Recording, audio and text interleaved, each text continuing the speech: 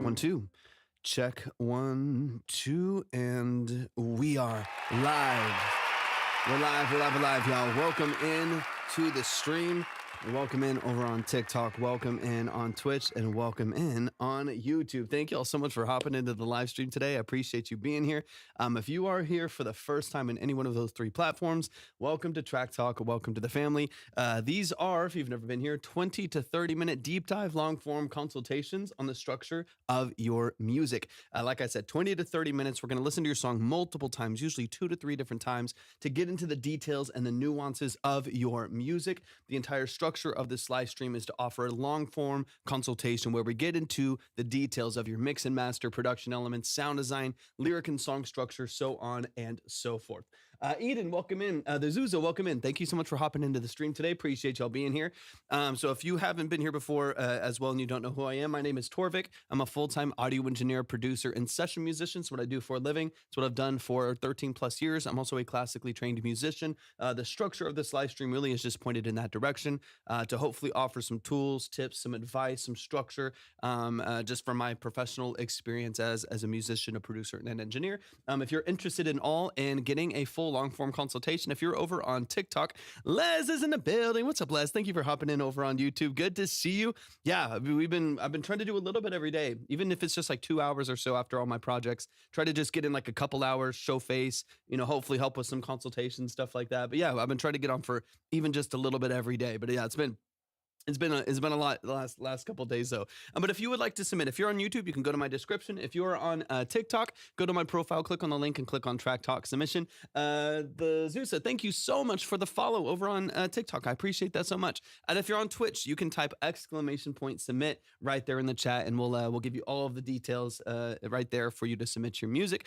for a consultation. Let me get a couple things updated here really quick. But if you wouldn't mind, if you are over on TikTok, make sure y'all are tapping the screen. Share out the live with a few people, and don't forget to send in your heart me for the day. It does help boost the structure of the live stream as well as anyone who is in here to send their music. All right, let me double check just a few things here. Yeah, I appreciate that so much. How are you feeling today? Welcome in. Let's hopefully we can wake up this algorithm and we'll get things flowing here. Let me switch over so I can monitor over here. Give me 1 second, y'all. 1 second. OP 100% literally just hopped on like 90 seconds ago. Literally just hopped on. So yeah, if y'all want to submit, you absolutely can. We're just hopping on. We're just getting things moving. If you're on TikTok, go to my profile, click on the link, click on Track Talk Submission, and we'll get you moving in the right direction. We'll get everything flowing for you.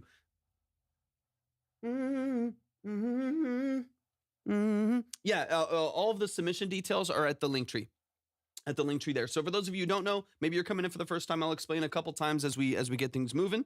But if you have never been here before, these are 20 to 30 minute long form consultations. It's not a quick review. There's no trash or pass. There's no ratings. There's no polls. It's not just pay to spin. We just play your song and we move on or anything like that. It is a 20 to 30. Oh, no worries at all. Don't apologize at all. 20 to 30 minute long form, multiple listen consultation. So we're going to get into the mix, production, sound design, and lyric structure. We're going to get into the details, the nuances, and spend some real, like an annoying amount of time. Like I said, 20 to 30 minutes breaking down the song and offering, a professional second set of ears, some actionable feedback. Almondsville is in the building. Dude, it's so good to see you. What's up, man? Been a long time. Just wanted to stop by and say, hey, dude, thank you so much for hopping in, man. I love to see the movement that you've been having lately for your song. Please go check it out. I know it's a long name, so please remind people of the name. Drop it in the chat. Shameless plug. Deb is in the building. Welcome in, Deb. Drop it in the chat. Everybody go check out Almondsville's new song. And I love that you finally were able to get with a band, man. That's a huge move. I wish you nothing but success, man. Super, super cool. That song is great. It's fantastic. Feel free to drop it anywhere. Barbie's in the building. Thank you so much for hopping in. Thank y'all for tapping the screen as well. I appreciate you hopping in here. Stella, thank you so much for joining the live stream. Les said, wait, what is this cool shirt? This cool shirt was a gift to me. I actually have no idea I had a slight inconvenience at work today. Again, go stream this song. I'm serious. It's so good. If you are just in the mood for some like classic Midwest emo and you're just trying to get in your feels and scream some stuff in your car, it's a great song. Please go check it out. And Almondville's a family. He's been here from like day one. So please go show some support to the family. Yeah, this shirt, I actually don't, it was a gift, so I don't know where it's from, but it's a modular synth inside of a brain, which is fire. It's so cool. I love it. And yes, dude, I freaking love it. It gets stuck in my head so often. It's ridiculous. It's ridiculous. Frosty, thank you so much for hopping. Russell, welcome into the live stream.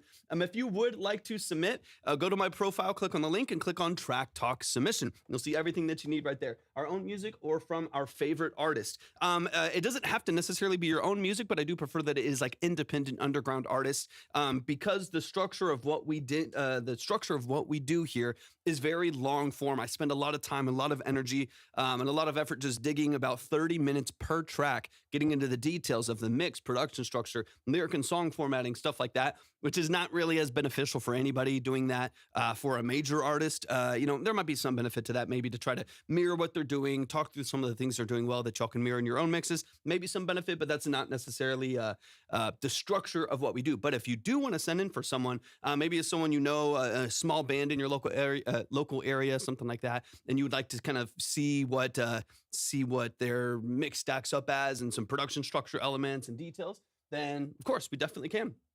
Got you, Derek. I got you. Let me double check everything here in just a second. We'll get some things flowing here in just a second. But yeah, if you're over on TikTok and you would like to submit for a consultation, go to my profile, click on the link, and click on Track Talk Submission. Yeah, since before Almondsville, I did the Pop Pop song. And yep, 100%. Yeah, it was much, if I'm right, has it been years, probably a year and a half, 2 years at this point since those songs, right? Am I remembering correctly? And those were much more like kind of indie folk, right? And then I think you found your space.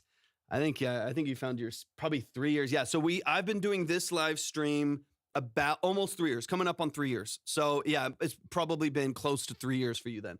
But yeah, I remember some of those early ones. You're a very, very talented songwriter. You have a great ability to connect lyric and emotion. I think that's fantastic. I think a lot of people, even at a small scale, could learn from that, man. So I love seeing the work that you're doing. It's super, super fun.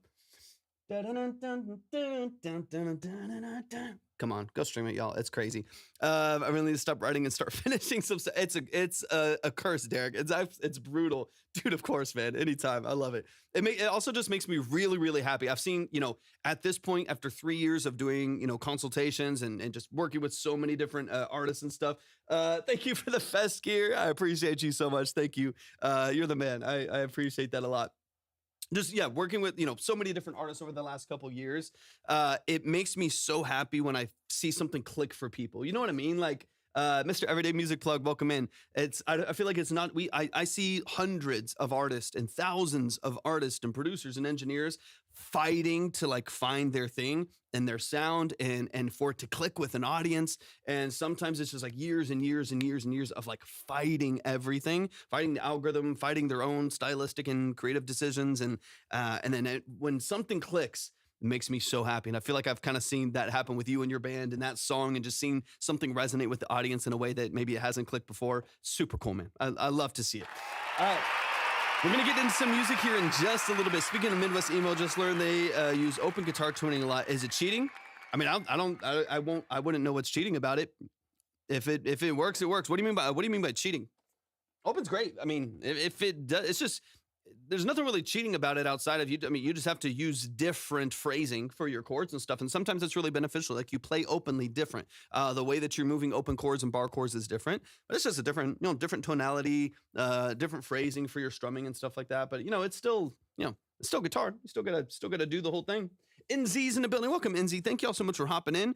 Make sure y'all are tapping the screen. If you're over on TikTok, make sure that you're liking the live. Share it the live with a few people. We are going to get moving with some music here in just a few minutes. I want to get moving pretty quick here. So let me get one thing going here. So Derek, I got you. Let me update my list here. Give me one moment.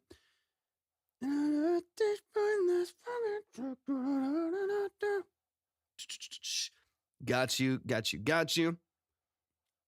All right, Derek, I got you up on the board. Thank you so much, man. I appreciate it. Let me get some music in the background while we're just waiting for things to kick in. Over on TikTok, we gotta get those likes up to at least 2,000. Dustin from Riverside, thank you so much for hopping in. I appreciate you being here. Let me update this real quick. Let's get some things moving. Let's get some music in the background. And then we'll get flowing. We'll get flowing here in just a second. Zazu, welcome in. Good to see you. Appreciate you hopping in. If you're over on TikTok and you would like to submit for a consultation, go to my profile, click on the link, and click on Track Talk Submission. If you're over on Twitch, type in !submit. If you are over on YouTube, just go to the description of the live stream and you'll see everything that you need right there. There's Derek Bennett. Thank you so much for hopping in. Tap up the live. Let's get it moving. Let's get it flowing here. And hopefully we can get into some good consultations today. Trying to figure out some gymnasty. Welcome in. Thanks for tapping in. Good to see you. Safety training guitar. Welcome into the live stream. Appreciate you hopping in. Derek, thank you so much for the heart me. It means a lot, man. Thank you for that. It does glitch like crazy every time there's a heart me, but I do appreciate it. Beautiful. All right, y'all, we're almost there. We're almost there. Let's see, we're already at 165 likes. Tap that screen like crazy. I'm gonna go ahead and download Derek's track here, and we'll get moving with some consultations here in just a minute. Revo's in the building. NATO, welcome in. Appreciate you hopping in. Once again, if you have never been here before, if it's your first time into the live stream, and you're curious as to what we do here in the structure of what these consultations are, these are a 20 to 30 minute long form breakdown of the structure of your music. Josh, welcome into the live stream. We are going to listen to your song multiple times. So if you're a producer, engineer, songwriter, vocalist, artist, musician across the board, we're going to listen to your song 2 to 3 times, get into the details of it, talk through the mix and master, production elements, sound design, lyric and song structure, so on and so on. If you are interested in that, then the whole structure that you can find, or the whole structure of the live stream and the details of it, where to send music, all that good stuff, go to my profile, click on the link, and click on Track Talk Submission. Like a water, Nathan, go to my profile, click on the link, and click on Track Talk Submission. You can see all the details right there. I've already got Derek Bennett up on the board. I'm gonna get this track downloaded. We're gonna kickstart the music here in about 1,500 likes. As soon as we get there, the music will begin. So make sure y'all are tapping the screen. I'm getting this downloaded right now. Let's get this in my downloads. New track from Derek Bennett. Let's go. Drew Luciano, welcome in. Thank you so much for being here. I appreciate it. What are y'all up to today? What is today? Oh, it's Monday. I was live a little bit yesterday, so not for very long, for like 45 minutes or something, an hour. But I feel like my time is all warped. It's all over the place. I have no idea where I am and what I'm doing. It's insane. All right, let me double check a few things here. Get this caught up. What are y'all up to today? Drew, thank you so much for hopping in. I appreciate you being in the live stream. Off day today, Derek. Let's go. I like an off day. Yesterday was like more of one, not quite. I still worked. I'm on live for like an hour, something like that. Still closed up a project or two. Did some stuff here around the house. So not much of an off day. I haven't had one in quite a minute. But man, I look forward to just like an off day where I'm completely off. Hopefully very soon. Some time to work on my own stuff would be really, really nice. Yeah, exactly. Anna Maria, thank you so much for hopping into the stream. Good to see you in here. Yeah, I appreciate y'all tapping in. We're at 862 likes. Let's get to 2,000 and we'll kickstart the music. Bunny Sheep, welcome in. Thank you for hopping in. I can't believe that Christmas is in like 10 days. Goodness gracious. That's crazy. Y'all keep capping. Keep tapping the screen. We're almost there, y'all. Almost there. We're at 1,000 likes. Give me 1,000 more likes, and we will be ready to kickstart the music. I've already got Derek downloaded and ready to go. The line is gonna start kicking in here in just a minute. Once again, if you are looking for a consultation, just make sure you go to my profile, click on the link, and click on Track Talk Submission. Let me switch my Pro Tools screen here. Give me 1 sec. I gotta switch this up here.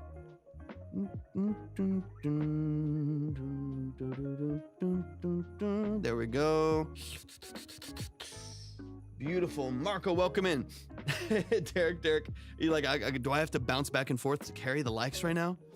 You might have to, man. You might have to. TikTok's been a little dry lately, so you might have to bounce back and forth to get things moving. Is it Zach Osborne? Am I saying that correctly? I've only started listening to music properly for the last year and a half, and I want to get into music production. I've bought Logic Pro. Let's go. Great start. I love that. But I don't really know what I'm doing. I'm kind of assuming this is kind of in the question right there. If this isn't the question, if you want me to answer something else, please let me know. If you're asking where do I start? I have Logic. I've been listening to music intently for a year. Where do I start? I would get very, very in tune with the foundational things you need to know in order to build a production. Starting with just tempo and key. Just start there. You can make infinite sound design choices, infinite melodies and different sounds and structures and lyrics and textures and character and whatever. There's infinite things that you can do. But what you do need to get right from the beginning, especially when you're first starting out and you don't have the skills to break the rules in a way that's really palatable, is you need to understand BPM, your tempo of your record, and how things fit into that, and you need to understand the key. You need to understand the scaling of what you're in, so that if you are adding sounds or you're adding in MIDI from a MIDI keyboard, or you're adding in VSTs, or even adding in loops from Splice or baked into Logic, that you know exactly what to search for and how to add it in and balance it tastefully. If you get those two things down, you're at least going to start with a somewhat cohesive thing. Now, it might be it most likely will be really messy at first, and not have a lot of things going for you. But if you understand the tempo and the key of your record, you can at the very least start to build something that feels somewhat cohesive. And then, of course, building outside of that's just going to take, training your ear is going to take some skills and building structure for your music and understanding kind of where you want to lead things, understanding dynamics. And then, of course, maybe a little bit later down the road, understanding how to balance and mix those things as you get better at implementing them. But yeah, I hope that's helpful. If you have any deeper questions, let me know. I'd be happy to answer them. We're at 2.2K. Let's go. Derek said, because of Christmas in 10 days. Yeah, I don't even know. Christmas in 10 days is crazy. Saul, welcome in. Good to see you. And harmony classes. Yeah, harmony. Yeah, you can take classes. I mean, YouTube's your best friend if you're not going to be getting any formal training or working in a studio or something like that. YouTube is a great place to start to understand your DAW. I think it's a great way to understand the DAW that you're working in. Kevin, welcome in. Yeah, 10 days to Christmas makes no sense to me. I still feel like it's like the end of 2023. You know what I mean? Like, I don't know. Like, I get to the end of these years sometimes and I'm like, what even happened? I feel like I blinked and like 18 months passed. I still feel like it's like the summer of like 2022 and it's not making any sense to me. Okay, Kyle's in the building. Kyle, welcome in. It's time to get into some music, y'all. It is time to get into some music. We are going to kick off the live stream today with Derek Bennett. Derek Bennett is over on the YouTube chat right now. Martin, welcome in over on TikTok. I appreciate you being here. If you are on TikTok, do me a huge favor. Make sure that y'all are tapping the screen. Make sure that you are sharing out the live with a few people. Send your heartbeat for the day, and we'll get into some great music here in just a minute. Last spiel, if you are wanting to submit for a 20 to 30 minute detailed breakdown of your music, you would like a nuanced consultation for about 20 to 30 minutes, multiple times through your song, on the structure of your mix, production, sound design, getting into the way that you're creating your music and editing your music. If that's interesting to you, then go to my profile, click on the link and click on Track Talk Submission. If you're over on Twitch, type an ! submit. And if you're on YouTube, go to my description for the live stream and tap the link from there. Air Gigs got back with me on the AI vocalist. They said it wasn't AI, only 56% confidence though. I'm still skeptical and looking for my money back. I mean, do you have the vocals? The like dry vocal? Do you want to send them over? I'll test it with my ear. If you just wanna see. Okay. Send them over. After your track, I'll run through them really quick. User 1048, welcome into the live stream. Appreciate you being here. All right. The problem that I've got is I know about music theory and BPM and key, but I haven't been listening to music long enough to implement my knowledge of that. Then in that case, it's really, Zach, it's just going to be reps. You know what I mean? Like there's so much. I'm doing great. Thank you so much for hopping in. 1040, 10, 48, 39, 49, 49, 2992. Welcome in. It's going pretty good. Then to me, it's just repetition. It's like, I think people kind of feel like they make one bad beat, one bad production, and then they like make the next one. It's a little better. And there's kind of like an expectation, like the 10th one will be really good. It's gonna be like the 120th one. That's like pretty awesome. That like sounds pretty cohesive. It sounds pretty vibrant and well structured. So it's like, for me, if you understand music theory and you get that, but you've just started listening, it's just a lot of repetition. I think it's continually training your ear, listening a lot, like you said, listening to lots and lots and lots of music, consuming a lot of music, and then in turn, going back into implementing it and actually executing it and producing it. It takes a lot of rep. Like I am more formally trained in a studio and I've got training in music and a lot of different instruments and stuff like that. But even then, none of that even like matters if I don't play it, if I don't actually mix 100 songs, if I don't produce 1,000 beats. Like I need to actually do stuff. So that'd be my recommendation. If you have some of the foundation, now you just got to do, and you got to do at mass. You got to do at scale, so that you can really get in the repetition of the details of the things that you're wanting to work out. Okay.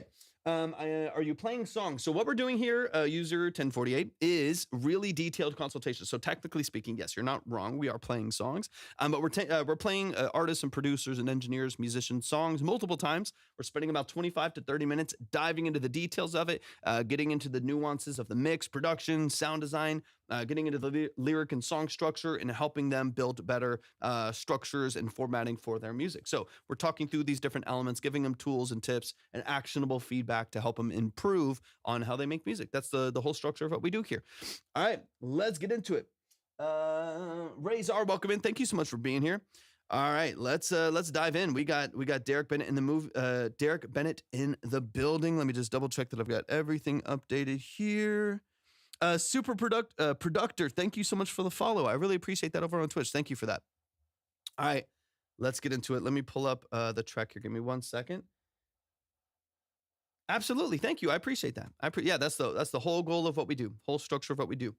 And there are people that come in that are very, very experienced, like very, very talented, very, very talented producers and engineers and stuff that come through here. But a lot of people come in with unreleased stuff that they're working on to see if we can't help them and, improve the structure of their music a little bit.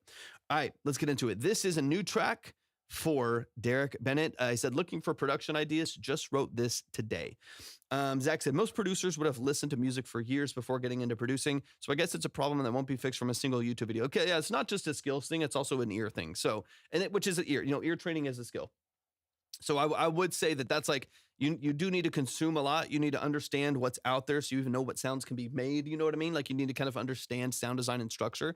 And then from there, it's just then you can use YouTube to help you hone the skills of utilizing your DAW, quick keys, understanding tracking, comping, mixing, balancing, and MIDI and stuff like that. I think you'll be in a good spot. If you understand the more technical side of it, then it's just kind of getting into the details and doing it at mass. Yeah, of course. I appreciate the questions.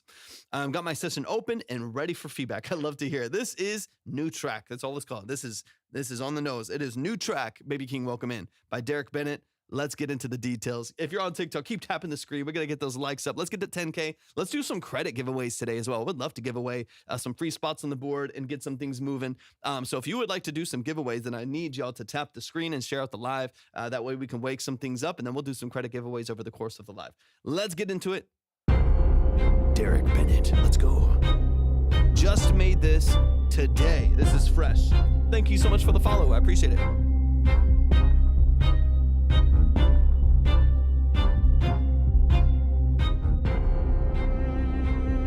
Love the low piano too.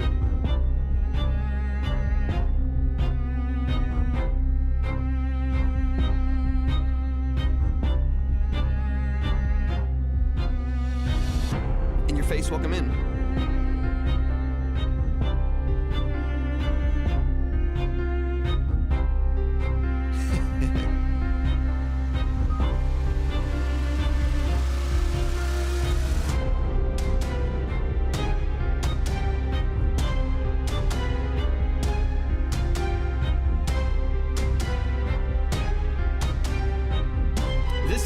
Bennett, they're over on YouTube.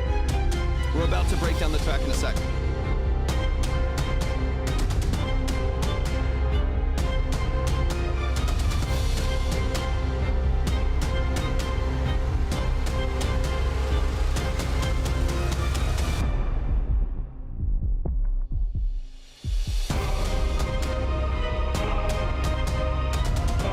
Mac, welcome in.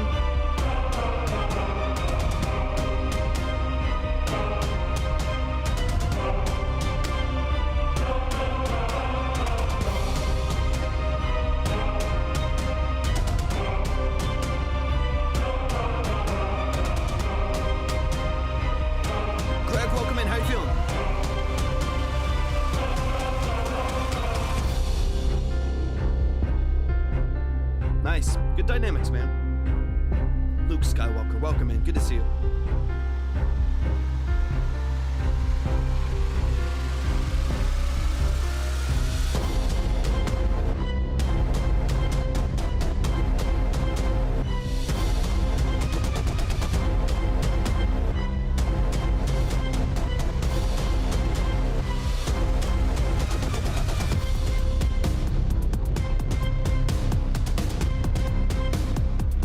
Nice.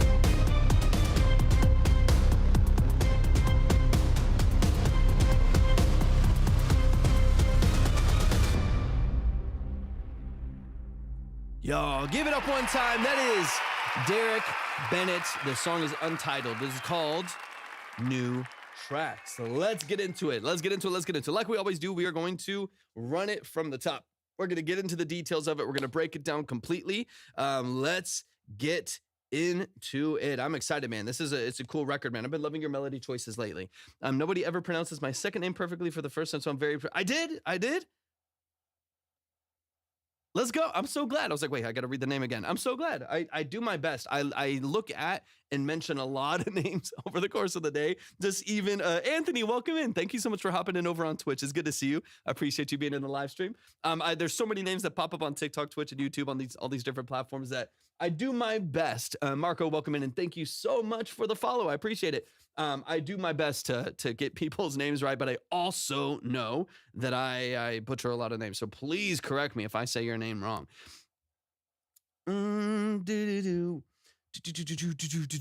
Five Max. Wait, is it untitled or new track? Well, it says it different in the email. It says it different in the email. The name of the track in the email is untitled, and the name of the track in the file is new track. So I'm going back and forth, but I think we get the idea. I'm British, but it's an American surname. Let's go. I know. I was like, wait, now I'm confused. I was like, hold on one second.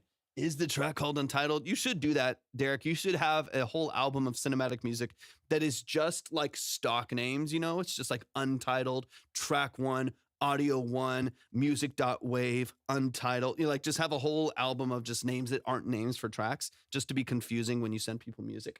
All right, let's get into it, y'all. Let's run this from the top. This is what I'm going to officially call New Track, because that's the name. That's the name we got on the file.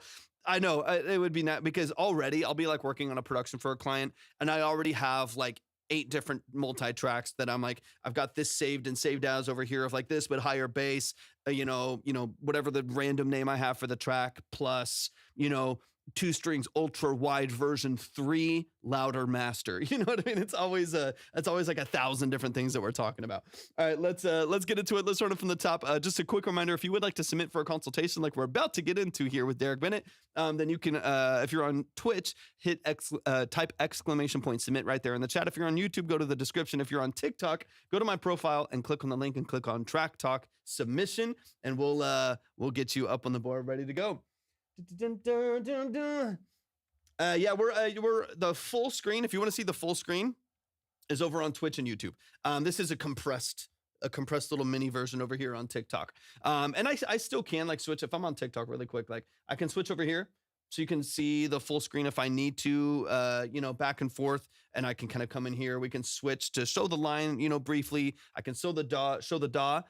If we're gonna get into Pro Tools to try to break down an element of the track there, we can show some other angles here in the studio, stuff like that. But I typically keep it on this screen here just to keep things a little bit cleaner, a little tighter. Go to YouTube. Yeah. Check out YouTube. If you go to my profile, click on the link, you'll see a YouTube link right there, and you can see everything right there. And we're live. We've got some of the family over there right now. We got Derek, we got Les over there, we got Zach over there. Super fun. All right, let's get into it. I try to name them pretty quick, but no lyrics for this one just yet. This one's fresh off the press. This was done today. FYI, I'm meeting with Deb soon about producing her track. Let's go. I love that, dude. That makes me so happy. Makes me so happy. Kim Corsos, thank you so much for hopping in over on TikTok as well. If you're on TikTok, make sure that you're tapping the screen, share out the live with just a few people. Thank you so much for hopping in. I appreciate you being here. Welcome into the live stream. In FL Studio, my vocals suddenly sound thin and phasey, even though I'm using the same mic interface and preset. What setting could cause that? It could be you trying to have this is, there's going to be some nuance to this, just speaking literally based only on your text. It could be because you're trying to add stereo width to a singular monovocal channel, or you're trying to double or duplicate for the same power. And when it opened up a new session, it's not phase cohesive. When you have a duplicate that's exact and it's collapsing again, so you're getting some weird phasing. That's usually the reason. Why something like that happens. It tends to be because of duplications in the signal, or some collapsing back to mono because of phase issues. So I would double check if you're trying to widen the vocal, if you're trying to open up the vocal in stereo, if there's any choruses, if that vocal channel is being sent to another channel and you're getting both of those signals, and both of those signals are canceling each other out. Check some things like that. It's typically going to be a duplication of signal that's your issue. Obviously, without knowing your settings, without knowing your vocal chain, or even just seeing things, it's kind of difficult to know. But if randomly it's just kind of doing that, the thin and phasey sound is usually phase issues. It's usually a correlation issue where you're getting a collapse, you're getting some beating and some phasing there. So when that signal comes in and out of phase, it gets kind of thin and hollow, and then you hear, of course, the effect of the phase. So check if that signal is being sent anywhere else. It could be that your actual signal is the same, but it's being sent somewhere else, and that's causing. That happens a lot in FL Studio because the routing is really interesting when you're sending to a track or sending only to a track. The routing on FL Studio, which I use Pro Tools, but I have FL Studio and I used it for several years to understand the structure of it and stuff like that. But you can route to multiple tracks at the same time, and if you don't control that really well, then you could inevitably cause some phase issues. So that's what I would double check. You might have the exact same vocal chain randomly sent to another track that's creating some bullshit for you. So all right, let's get into this track. Type !submit right there in the chat, and you'll see everything that you need to submit. Torvik, been so long. Have you been? Lynn, it's so good to see you. Lynn, it's been forever. I hope you're doing amazing. It's good to see you in here. We've been pretty good. I mean, life is life. It's kind of crazy right now, but I'm so excited that you're in the chat. Okay, I'll answer some questions and some other things here in just a little bit, but let me get into this consultation for Derek, and then I'll update with some other questions and stuff here in just a second. But yeah, if you're on TikTok and you want to submit, go to my link and click on the Track Talk submission tab. If you're on Twitch, type !submit. And if you are on YouTube, go to my description and tap the screen from there. Where the analog gear at? Well, we got some behind me. I got some behind me, and then just a rough setup here in front of me as well. I'm working on consolidating some stuff because I want to switch things out currently. Crystal, thank you so much for the follow. Once again, I'll answer some questions here in just a bit. But yeah, I got I think 12 or 13 analog synths in here those are my babies. I love them so much. But I'm gonna try to trim, slim the herd a little bit with the analog synths and just get better and better and better. Slim it down to 6 of them, but really, really good. I mean, I have a couple that are really good, but I would like to slim it down and upgrade everything as we go. All right, Derek Bennett, let's get into it. But most of my rack stuff is here in front of me. It's in my desk. And I sold a bunch. I moved studios, so I was in a studio in Dallas.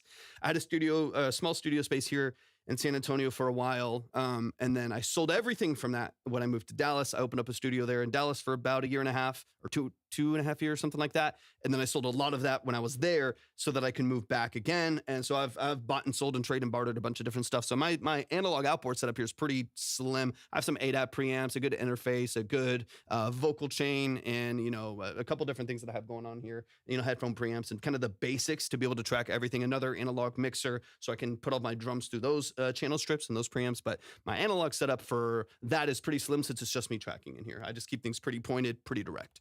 All right. Let's run it, Derek. It's time. Let's get into it. It's time for Derek Bennett. Oh yeah, we're here, Lynn. We're here. We're in San Antonio. Shoot me a message.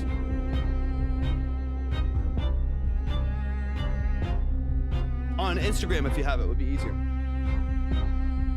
Bjark, welcome in. Thanks for being here.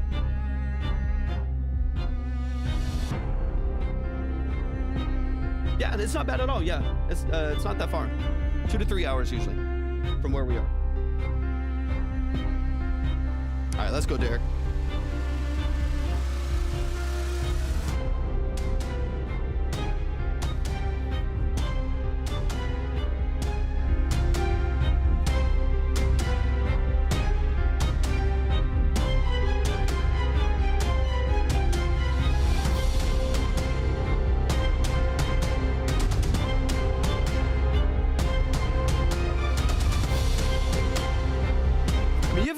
nice, like natural flow of dynamics, a natural buildup that you have going on here. Like so far beyond, again, this being a literal demo you made probably a couple hours ago and then not being anywhere close to being mixed. There's no lyrics, there's no words or anything like that. Being that it's so fresh, there's some things you just already need to balance and like gain stage properly and stuff like that. But it's got a natural flow and a natural buildup. I like the energy. But I want to there's another section in here I want to dive into a little bit. You were talking about repetition for the melody. So I'm going to listen for some of the structural things for the production as well. If there's some things that obviously there's a good repetition, right? You want some formatting. You want a bit of an algorithm to your music to an extent so it does feel familiar oftentimes, but also you don't want it to be so stagnant and so, rigid and repetitive that you lose like the life of it because that melody gets repeated over. So I'm going to back it up just a little bit and then we'll get into the next little section here.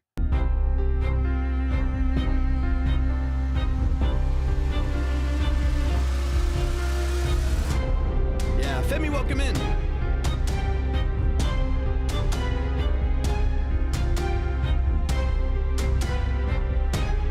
What's up, Kush? Welcome in.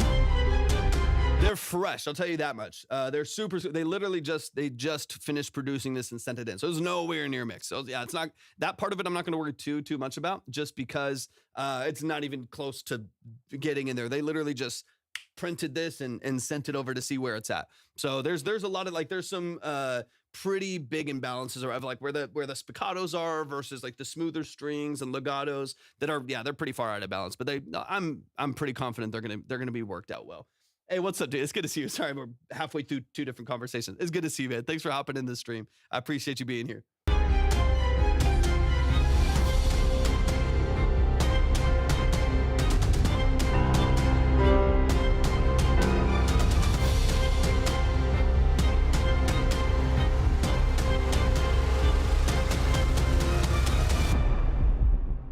Good dynamics.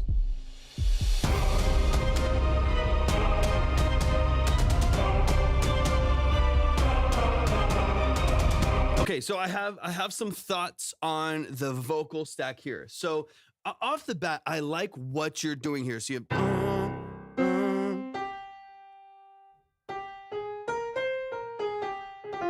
have this kind of follow. I mean, the melodies are really cool, and the way that you position everything is really nice. And those choir melodies are cool. The thing that I'm kind of running into when I listen to those is, and this is difficult with cinematic music, especially if you're utilizing VSTs. It can be kind of frustrating, is I hear the VST part of it. You know what I mean? Like I hear the resampling. I hear the re-triggering of that choir when it hits those different notes and walk down. I hear some of the formant shifting on the lower ones. You get this really strict re-triggered melody on those choir stabs that you have right there. That to me, it does sound, Jeremy, welcome in. It does sound a little fakey, and some of that can be mitigated by tucking into the mix. Some of it can be mitigated with some other, ways of processing. One thing that you can do would be to have some automations on there to change kind of the texture and color and processing of those choirs. So one thing you could do is on an aux, and again, this is a random idea. For one, I'd have it like pulled back in the mix 2 or 3 dB, rebalance it a little bit so it doesn't feel so forward. And then on like just as a loose example, I'm not necessarily saying this is something you should or have to do, but one version of what this could look like would be then taking that vocal, sending it to an aux that has like the Antares choir plugin on it. It's already kind of a choir structure that you have, right? You already have this men's choir kind of a feel, but send it there and just add 4 voices to it. So you're going to get just a little bit of additional control over a couple of those voices. So let's say you have on that VST, you have like 8 voices that you have no control over, right? You have 8 voices that sound the way they do. When they stab in, and that's it. When they enter the mix, they enter the mix, and it's pretty strict, which is why you hear that voice like following its exact, movement every single time you re-trigger it, and you're da da da da da da. You hear like this exact movement from those vocals. It sounds a little fake. What you could do is then send it to an aux that adds another 4 voices, right? Antares choir is decent for stuff like this because you can automate the amount of vibrato, pitch discrepancies per take there that are going to be automated and moved, timing and distance and panning. You can have all these other little, automations in there if you have the Antares suite, and there's other choir plugins you can get too. But you can automate that. And since you have 8 voices in the VS or ish, right? I'm making this up, right? You have 8 voices in the VST that aren't moving, that aren't changing, that don't have any modulation to them, and they are re-triggering and resampling every single time that you hit a key. If you have control over an additional 4, you can at least make it feel a little nuanced and a little bit more realistic than just that you hear, the strictness of those VST choirs.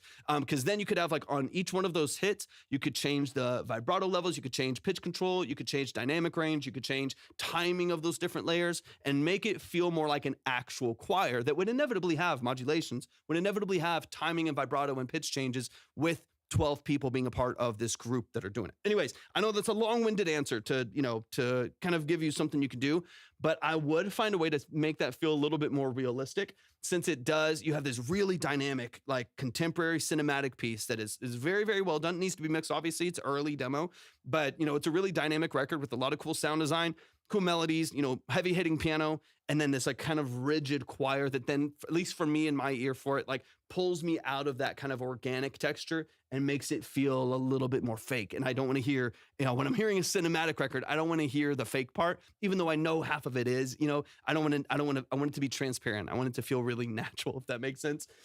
Darrell, thank you so much. It's good to see you, bro. Thank you for hopping into the live stream, man. I hope you're doing absolutely fantastic today. Y'all go show some love to Darrell as well. Darrell, appreciate you hopping in over on TikTok. Good to see you, bro. All right, let's get back into the track here really quick, and let's dive in.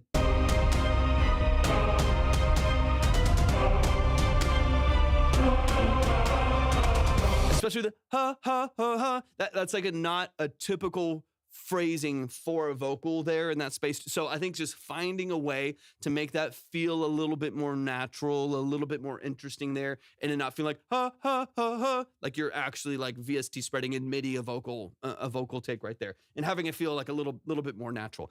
That's one thing, and I'm spending a lot of time on it, but that's one thing I feel like you could tackle, spend some extra time there.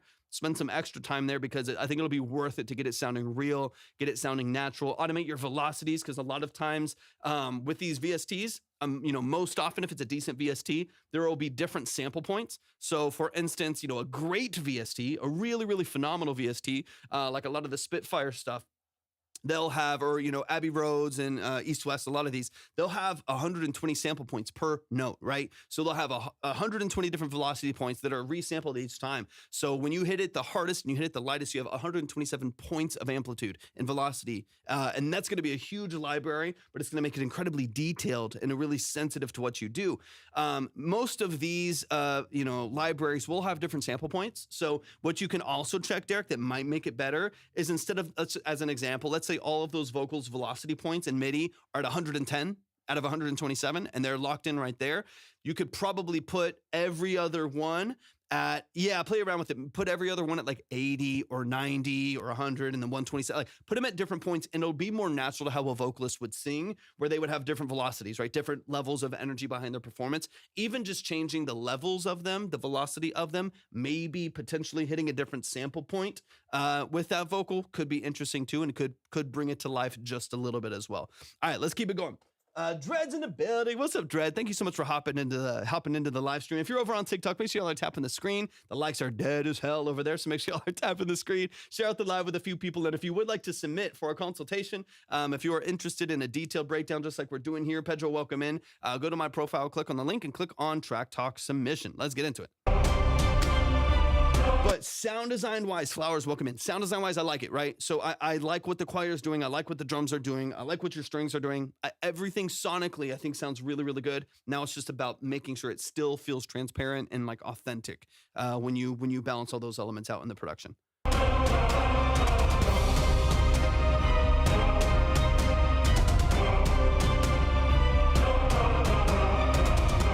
What's up, Jenna? Welcome in. How you feeling today?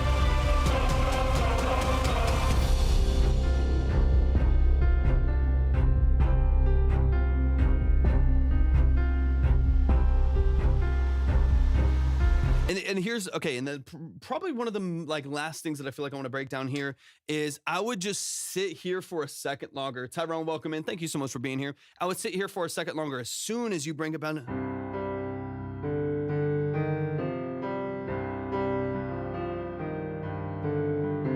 As soon as you sit there for like 4 counts, immediately you're back into a riser and we're going crazy again. I personally would sit there for 15, 20 seconds, allow the dynamics to rest, allow us to breathe for a second and spread that out. Maybe even use this chance to change your progression for a second. Let me hear your piano melody for a second. Tyrone, thank you so much for the follow. I appreciate that a lot. Glio, welcome in. I appreciate you being here. I'm doing pretty good, Jenna. Thank you so much for asking. I appreciate it.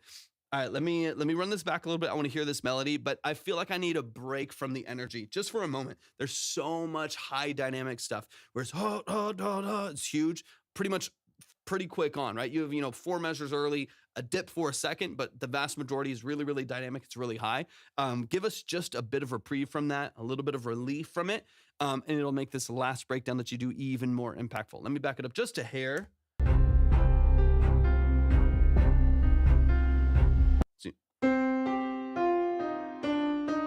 There's your lead melody. So what I would do is dun dun dun dun.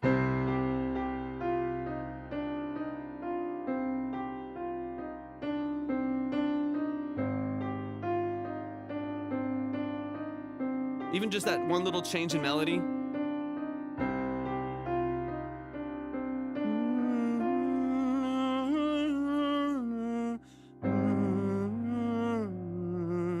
Some cello building right there. This gives you a lot of space to build the structure of the song here and just give you a moment of relief from the dynamics, right? I would sit here at this point. You bring it down for a second. You start a little bit lower. Yeah, G sharp, exactly. C minor to the G sharp major. And you could just hang out there and go back and forth a couple times. And so maybe start just the piano with a dum, dum, dum, dum, dum. You have the strings in there. Bring just the piano. Two measures.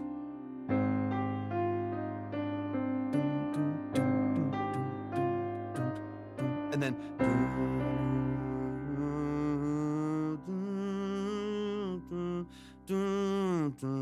start bringing some cello, some flow, some other instruments in there to build it up. But I would spend a good 16 bars there. You know what I mean? Like give it a full moment to feel low without rising and going crazy again, so that we can just feel the emotion, feel the scene change a little bit, if that makes sense. Like allow the perceived scene to adjust and to change a little bit, so it doesn't feel like it's hitting us in the head the whole time, but it feels like there's some relief and there's some balance to the dynamics, not so full on. So that'd be like my last little, let me get to the end of the song, but that would be my last little note there, is just give us a relief from the, and this probably goes for a couple different productions we've listened to lately.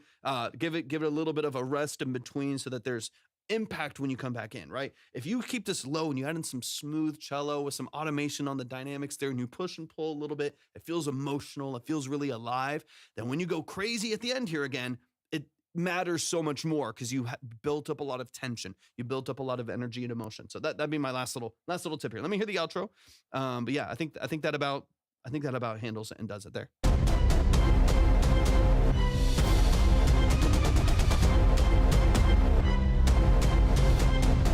Satori got you. Thank you so much.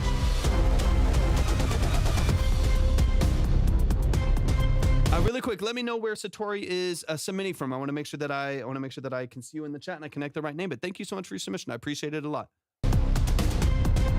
Dystopian Noise, welcome in.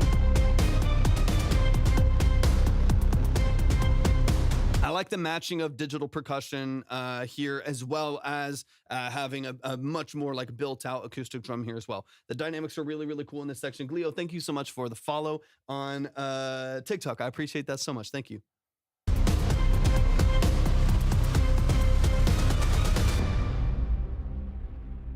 And you could even just an idea. I'm going to toss it out there. There's Satori. Thank you so much for hopping in on YouTube. I appreciate that a lot. Welcome in. I just want to make sure I connected to the right name and I'll get you up on the list as well. So I really like the way you built that melody that you have over the piano.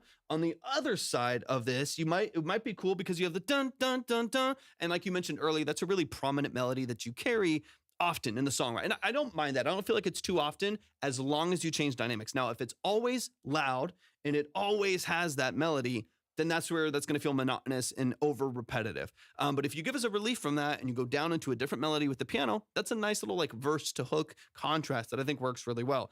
I would then at the end, just potentially, you have this dun dun dun dun dun dun.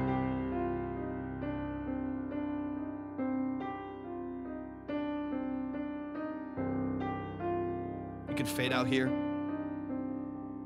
Just like a 6-7 second natural fade to the end while that melody comes back into play. Carlos, welcome in. That way you have like, you can reframe that melody again. You have it on some of your early breakdowns with the piano there, and then you can introduce it again. Chove is in the building. Chove, thank you for the heart me. I appreciate you, man. Thank you for your generosity. Stop, Derek. Don't. Stop. Don't you dare. Don't you dare.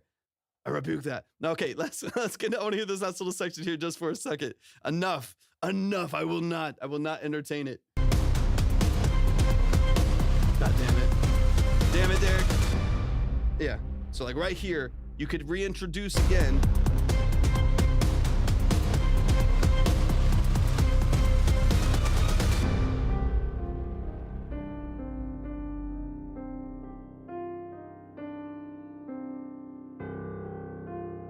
And allow that to be your natural fade and your natural resolve at the end of the song. It gives you, I think, a little bit more dynamic range. Again, that's not necessary in the song. That's not like, it's not a rule. That's not necessary. But it does give you a little bit more of a flow to start low, have some big moments, bring it down for, 8 to 16 bars where it's mainly piano, cello. You build it up like crazy again. And then you end kind of the way you started. You get this like full circle moment dynamically where you come back around to this really low intimate moment. What is it? It's reminding me of a,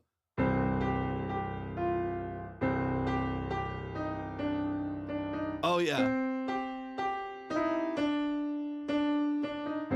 That's what it's reminding. I was like, wait, what is this reminding me of? It starts with, all right, let's get into it. Let's get into the next song. Y'all show some love to Derek Bennett.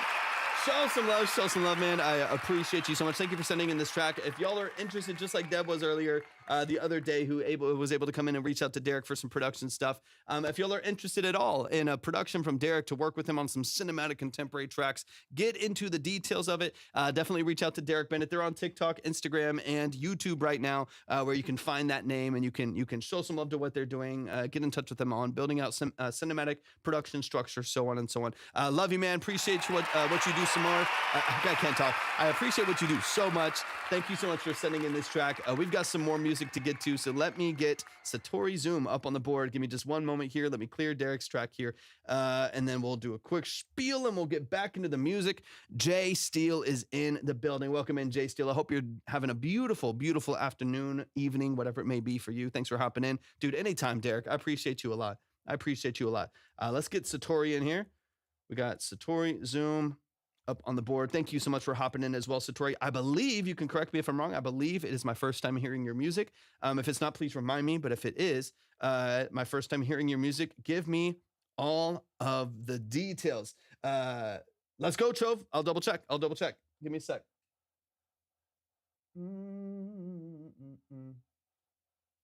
Oh, just follow. Are you chilling? Is that what you're saying?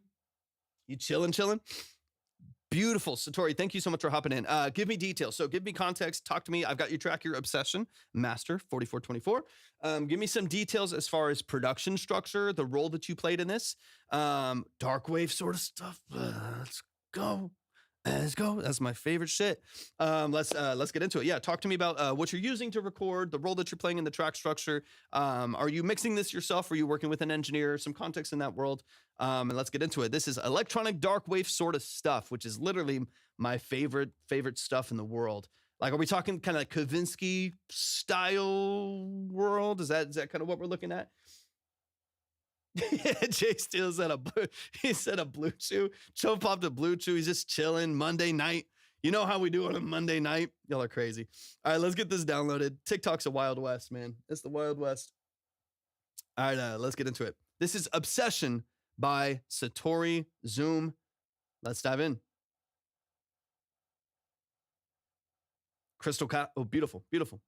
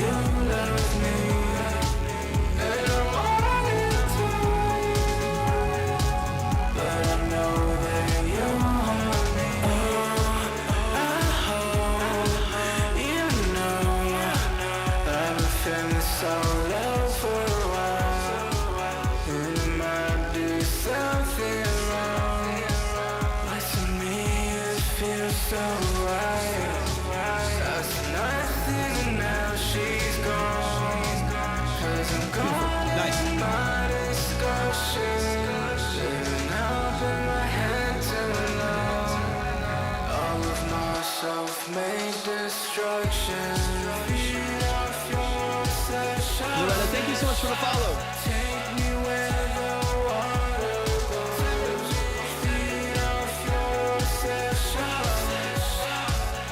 Okay, I'll double check this out.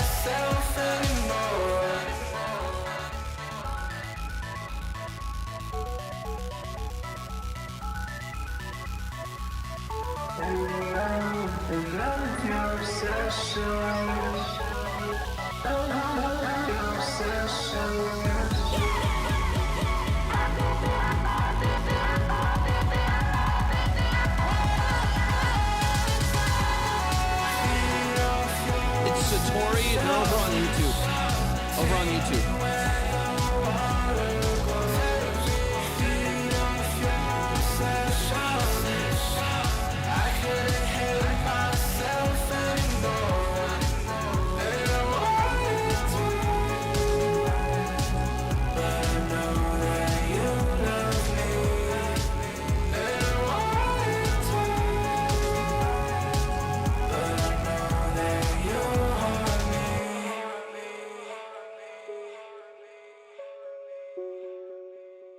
Nice.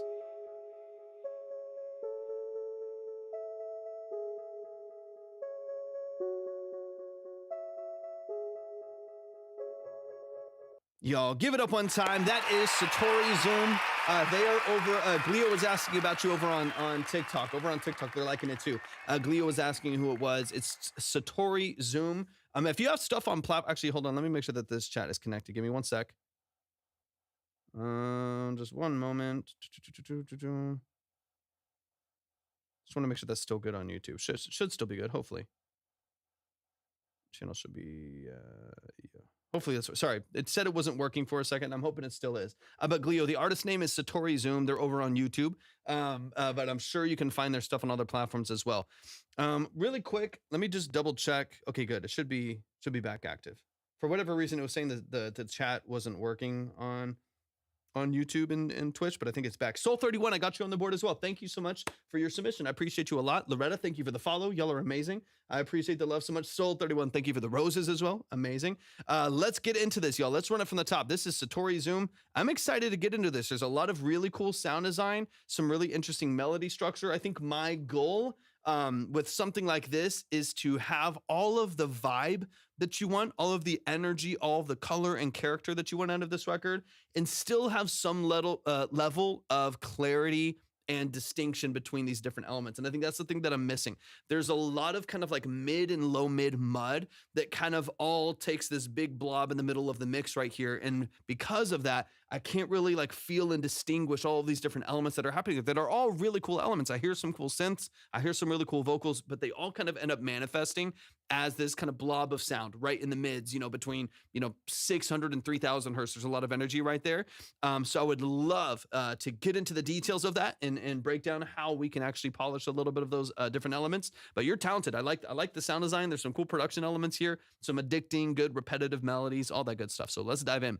Night Slasher, hey y'all, how are we doing tonight? Hope the week is going well. Thank you so much, Night Slasher. It's been like a little crazy, but also good. I've gotten a lot of things finished up today that's allowing me to move a lot faster with stuff. So that's very, very exciting. So I hope you're doing well as well. Zach said, do you think the journey of a pop producer is different to a hip hop producer? Because from what I've seen, it's mainly just selling beats when being a hip hop producer, but I don't think I want to do that. It's different for everybody. That's the answer no one really wants to hear, but it's not like the most helpful answer. But there's people that did it. Like they made it big selling beats. They got big just because randomly Tory Lanez used their beat. You know what I mean? Or something crazy like that. And then they popped off and they could charge a whole bunch for beats. There's people that got really, really big on social media. There's people that got really, really big doing battles. There's people that got really, really big making YouTube videos and then they got traction that way. There's got people that they worked in a studio. They worked as a session musician and they were just there. They were an assistant and they started helping with productions. Next thing you know, they're selling productions to major artists and studios because that's the format that they were in. It's a different story for everyone. I would say just find what you can do for a long period of time. It's going to take a long time for things to work. Usually, sometimes it pops off quick, but it's very, very rare that it does. So if you're wanting to get into the music production space and you want to make money in it, find the way of marketing your services and the way of continuing to create your product that you're going to be able to do for the long term. Because if you try to do something that you're not able to do sustainably, then you're gonna burn out and you're not gonna be able to do it. And you'll be 3 weeks in, and you'll be like, I can't do this anymore, and I hate it, and I actually hate music. And then you give up and you quit. And that's the story for most producers. So I would just find a way of producing, of actually making the records, but also a way of sustainably marketing them that it makes sense for you. If you don't want to sell on BeatStars and sell beats and stuff, I've never sold on BeatStars or anything like that, and I'm still able to largely work full time within production and engineering and session work and stuff like that. But it's never come through just beat sales. It's always come through custom work. It's come through individual one-on-one services that I do with artists. So that's it really just depends on the journey you want to go, and then point everything in that direction. If you point everything in that direction, you'll be in a good space. I do think offering for free service just to get my name out there, 100%. I did. Nearly every single person that I've ever known that started actually getting paid in music started free. You got to build credibility. You don't need billboards. You don't need Grammys. That's rare that people get those things, but there's a lot of talented people that don't. But you got to build some level of word of mouth and credibility, and so people understand what you do. Post about it. People need to see you. If you don't post, you don't exist. You gotta be somewhere. You gotta be performing. You gotta be in a studio. You gotta be online. If people can't see what you do, then there's no social proof that you're good at what you do. So you got to show people that you can actually do the thing that you want them to pay you to do, right? Do it for free really, really well for 10 people, and they go to like $50, and then you can kind of grow up from there. All right, Satori, I'm rambling. Let's get into it. Me too, Soul. Thank you so much for hopping in. Just a quick reminder as well before we get into the song and we dive into the details of it. If you would like to submit your music for a consultation, just like we're about to get into, just like we did for Derek. If you would like to submit, if you're on Twitch, type ! Submit in the chat. If you're on YouTube, just go to the description of the live stream. If you are on TikTok, go to my profile, click on the link, and click on Track Talk Submission. These are 20 to 30 minute breakdowns. This is not a quick review. We're going to go deep into the structure of your music and hopefully offer some actionable feedback and some real value, and just to get a professional second set of ears on what you're doing dynamically, creatively. So if that's interesting to you, make sure you follow those links, get the steps up, and we'll be ready to go. No, you're good, Zach. It's my brain will go all over the place, and that's on me. It does what it wants to do. That's why it's called Track Talk, and it's not just like a quick review or something like that. I like to be able to answer questions. I like to be able to offer value in any way that I can. So I appreciate the questions too. Thank you for the heart me. I appreciate it. All right, let's get into it. This is Obsession by Satori Zoom. Let's get into it, man. Any other details you want me to know, feel free to drop them in the chat. Any other context, let me know. You're next as of right now, Soul.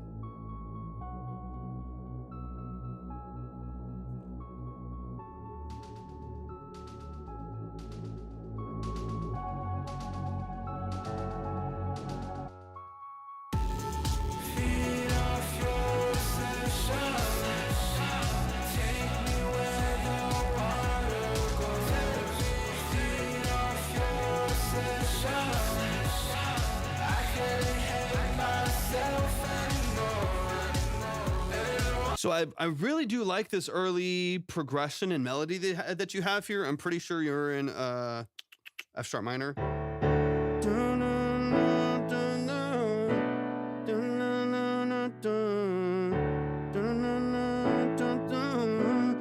That melody's really, really nice. I feel like it works well over the progression. The progression to me, especially with your like rolling, like MS-20 rolling bass underneath it, like you have a lot of cool texture and a lot of like crunch and color and character in the song structure here so far. I really, really like. The thing I want to clarify a little bit is a lot of what's happening over that. I think your percussion's fairly clean. I really like the rolling bass. I like what it's doing in the mix. I like the overdriven vocal. And then there's some kind of mud surrounding this that I want to clarify just a little bit. That way your non-negotiables in the mix really, really shine. I'm going to back it up just a little bit, hopefully without taking away like your desire for ambiance. Like the thing I don't want to happen in a mix like this is that you have like an idea for this like big, wide, vibrant mix, and then you cut a bunch of things out and it feels sterile, right? And it feels too small. I want to find ways where we can still maintain that life, still maintain that presence, but the non-negotiables in the mix stay really, really strong and really well structured, because that's, that's important, especially percussion, vocals, bass, some of those main elements that are carrying your progression. Back it up a little bit.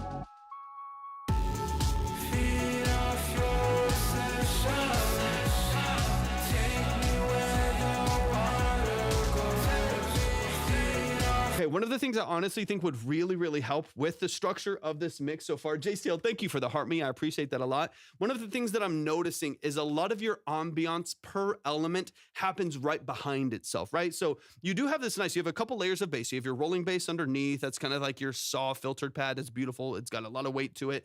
And then you have kind of like your gritty sub bass that's right over the top of it, where you have like subharmonics, and you have a nice little stab over the top that, that sounds really nice as well. I like what it's doing in the mix.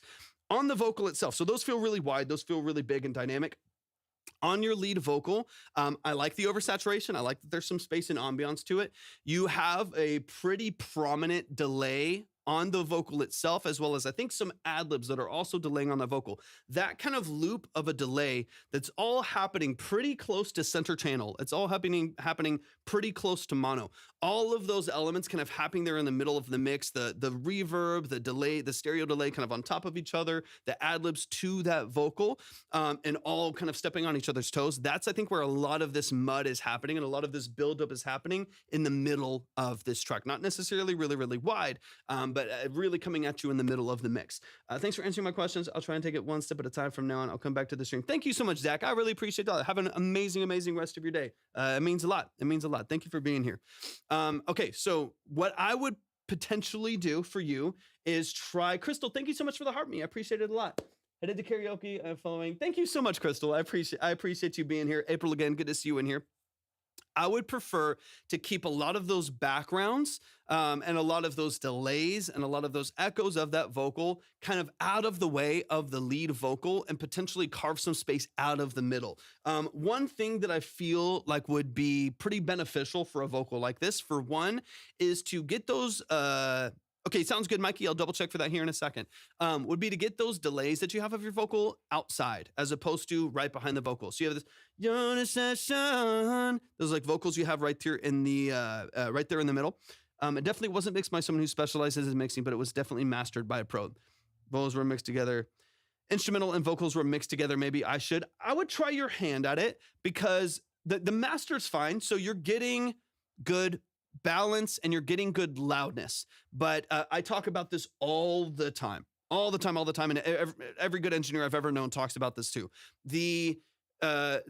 Everything that you do starts at the source, right? So the source matters more than anything. The better that you track, the better that you are at sound design selection and production choice, the better your mix is going to be. The better your mix is, the better the master is going to be, right? It all comes down to the source, what the earliest things that are happening, right? So if there's things within the production structure or things within the mix of the vocals, positioning of the vocals, there's nothing on the master side that's going to fix that, right? So a mastering engineer can take your 2-track, right? Or depending on how you structure it, maybe stems or a 2-track, they can take that and they can balance it. They can kind of push this wide, do some mid-side processing, some EQ tightening, maybe some bus EQ, and then send it to a limiter, get it loud, get it ready for platforms, maybe some like harmonics, some saturation, right? But they're not going to edit anything else within the structure of the mix, necessarily, unless they're mastering off the multi-track, which is honestly not that common nowadays.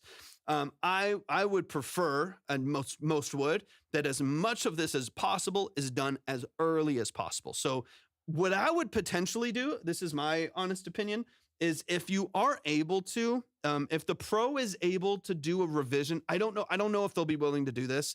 It really depends. It's kind of a toss-up depending on the engineer, what they're willing to do. But if you can get a revision, I would maybe try to make some edits to the vocal and send it for another revision. Be like, hey, we actually had to come back. There was some clarity issues that were happening. I would love to get a revision on the master if you're able to. If not, then you can try to handle it yourself, throw a limiter on it and get it loud, right? But if you're able to get a revision, it could be nice to, so should I send my mixing in here, both the stems for the instrumental and vocals together? I bet I sent my vocal stems and one stem for the instrumental. I would send to the mixing engineer. I would make sure they have all the individual vocals, not just a batch. I guess you sent them the instrumental. So like a 2-track for the instrumental and then a couple different vocal files, or was it like just a 2-track for the vocals too? And then they put those together, or was it all of your different vocal files? That way I know kind of the complexity of what they mixed off of. But I wouldn't keep it all in one. They should be mixing for the mixing, at least, from in my preference, I like to mix on as many details as possible. Like, I prefer to have as many different elements within my control as possible, so that I can mitigate issues and I can balance things out. I don't know if you're in Nashville, so many are getting ready. So much. Hey, no worries at all, Crystal. I'm not in Nashville. I'm in Texas, but I appreciate you hopping in so much. All my vocal files. Okay, so they should be fine. They should be fine. If they have all of the different vocal files, then they can do what we're talking about. The production, I'm not too worried about. To me, it's mainly some noise and muddiness in the vocal. So if they have all of your vocal files already, I would just maybe rebalance those, and then y'all can ship again to the mastering engineer, hopefully, to just get like a final polish on everything. But I'm not too worried about the instrumental. The instrumental itself is fine. I think for now, for what you're doing. But I would personally try to get a revision on the vocals. Just with a couple notes, and just a quick reminder as well, just for anyone who might be curious, if you're on YouTube, Twitch, or TikTok right now for the live stream, all of these live streams are saved, as a VOD on YouTube. So as soon as this live stream is open, I believe this is like episode 15 or something like that. I'm making that up, but I think it's like episode 15 technically, even though it's been like 3 years.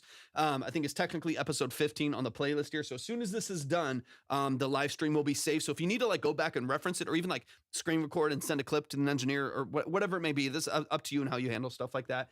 But all of it is saved there, so you could go back and reference and be like, yeah, I do hear that. This doesn't make sense to me. I don't really care. Or this might be more beneficial. Like, none of this is like rules that you have to follow. It's just stuff that I pick up on. So if you want to edit it, you can. Okay, let's get into the vocal structure, because that to me is the most important thing. So that, the background vocals, I would get out of the way of that lead vocal. Judah, welcome in. Right now, they're all right in front of the lead vocal, and they're all kind of stacking on top of each other.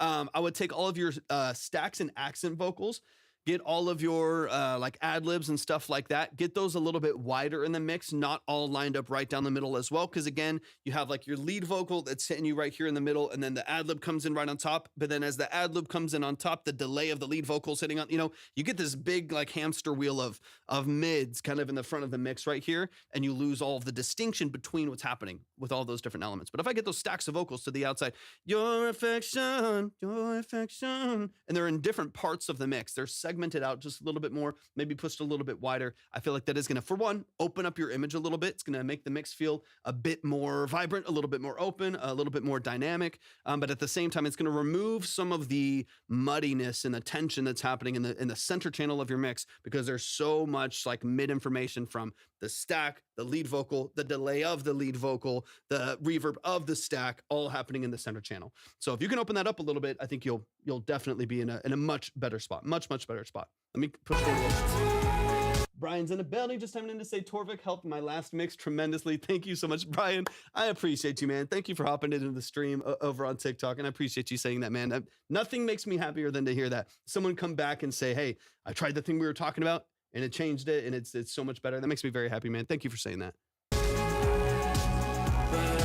I really do love the crunch on the drums. It's very, very well saturated. It feels, that works really well with the bass. So for me, I really like what you're doing with the vocals. I think those melodies are great, and I feel like I'm missing them. So if you can clarify that, I feel like you're in a much better spot, because there's not a lot that I like dislike at all about the song that's happening here. I think it's dynamic, it's interesting, it's kind of grimy, it's grungy. I like it a lot, but I am definitely missing actually distinguishing what's happening with that vocal a little bit more.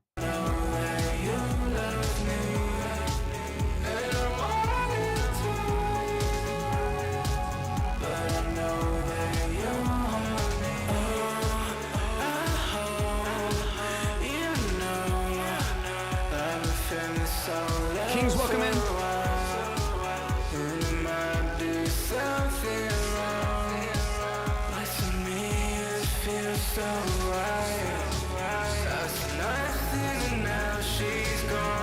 And another thing that I would, again, I'm going to say some things, Satori, that are a little bit stylistic as well. And so I always want to preface that by being like, it's your song, it's your production, and you have a vision for it that I want you to respect, and I want to respect too.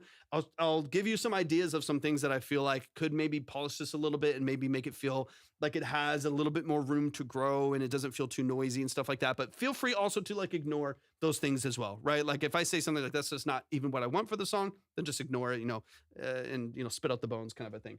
Okay, one of the things that I feel like it's a song is because you kind of always have this like you have sub bass, but with a really bright edge over the top, like that filter is really high. So you have a really bright edge over the top of it, and these bright, mid forward vocals through the vast majority of the song structure. There's kind of a constant with the delays and reverbs and all of that bass. There's like a constant noise here at the top of the mix. You never really get like a break from that frequency and from that energy in the mix. So just as an example, like you have this kind of main structure here.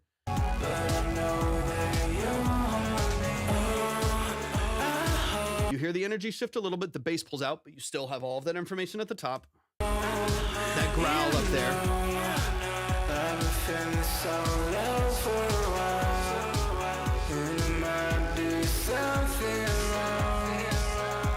Jam in the van, welcome in. And then here,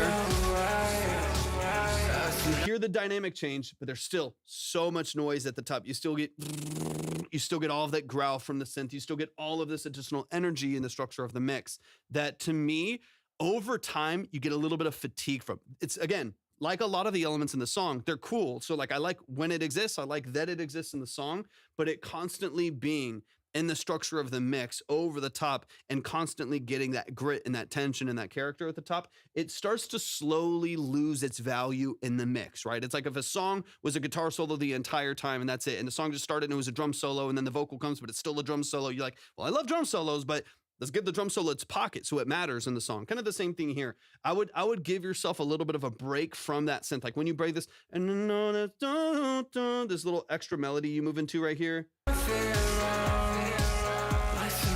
Tribalist, welcome in right here.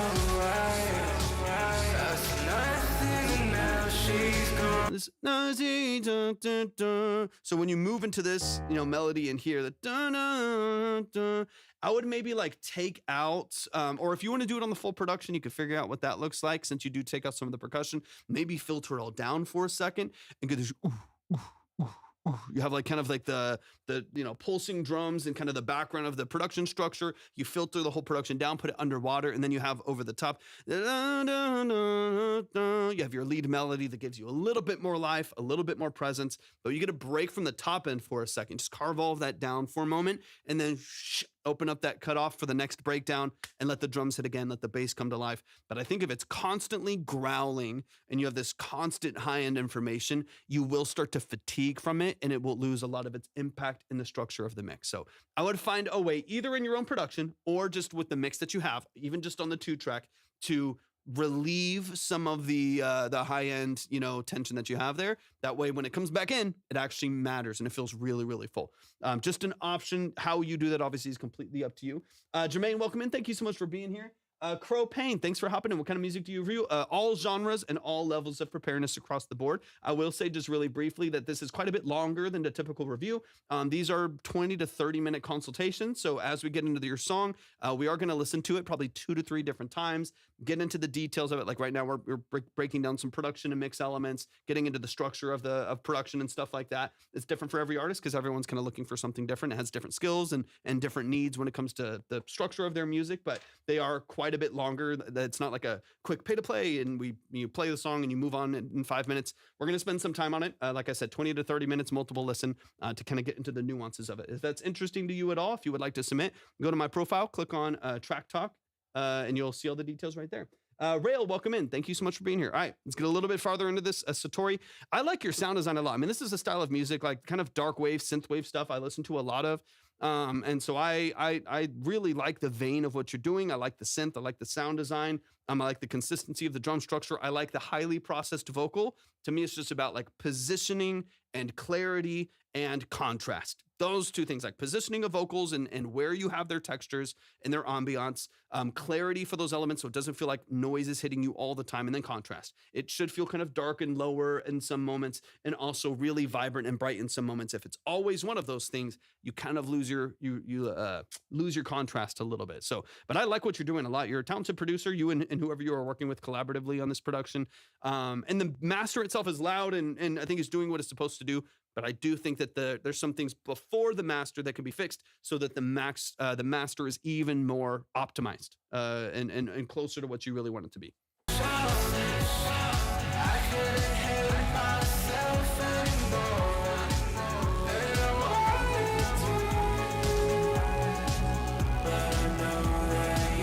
And Michael, I got you. Thank you so much.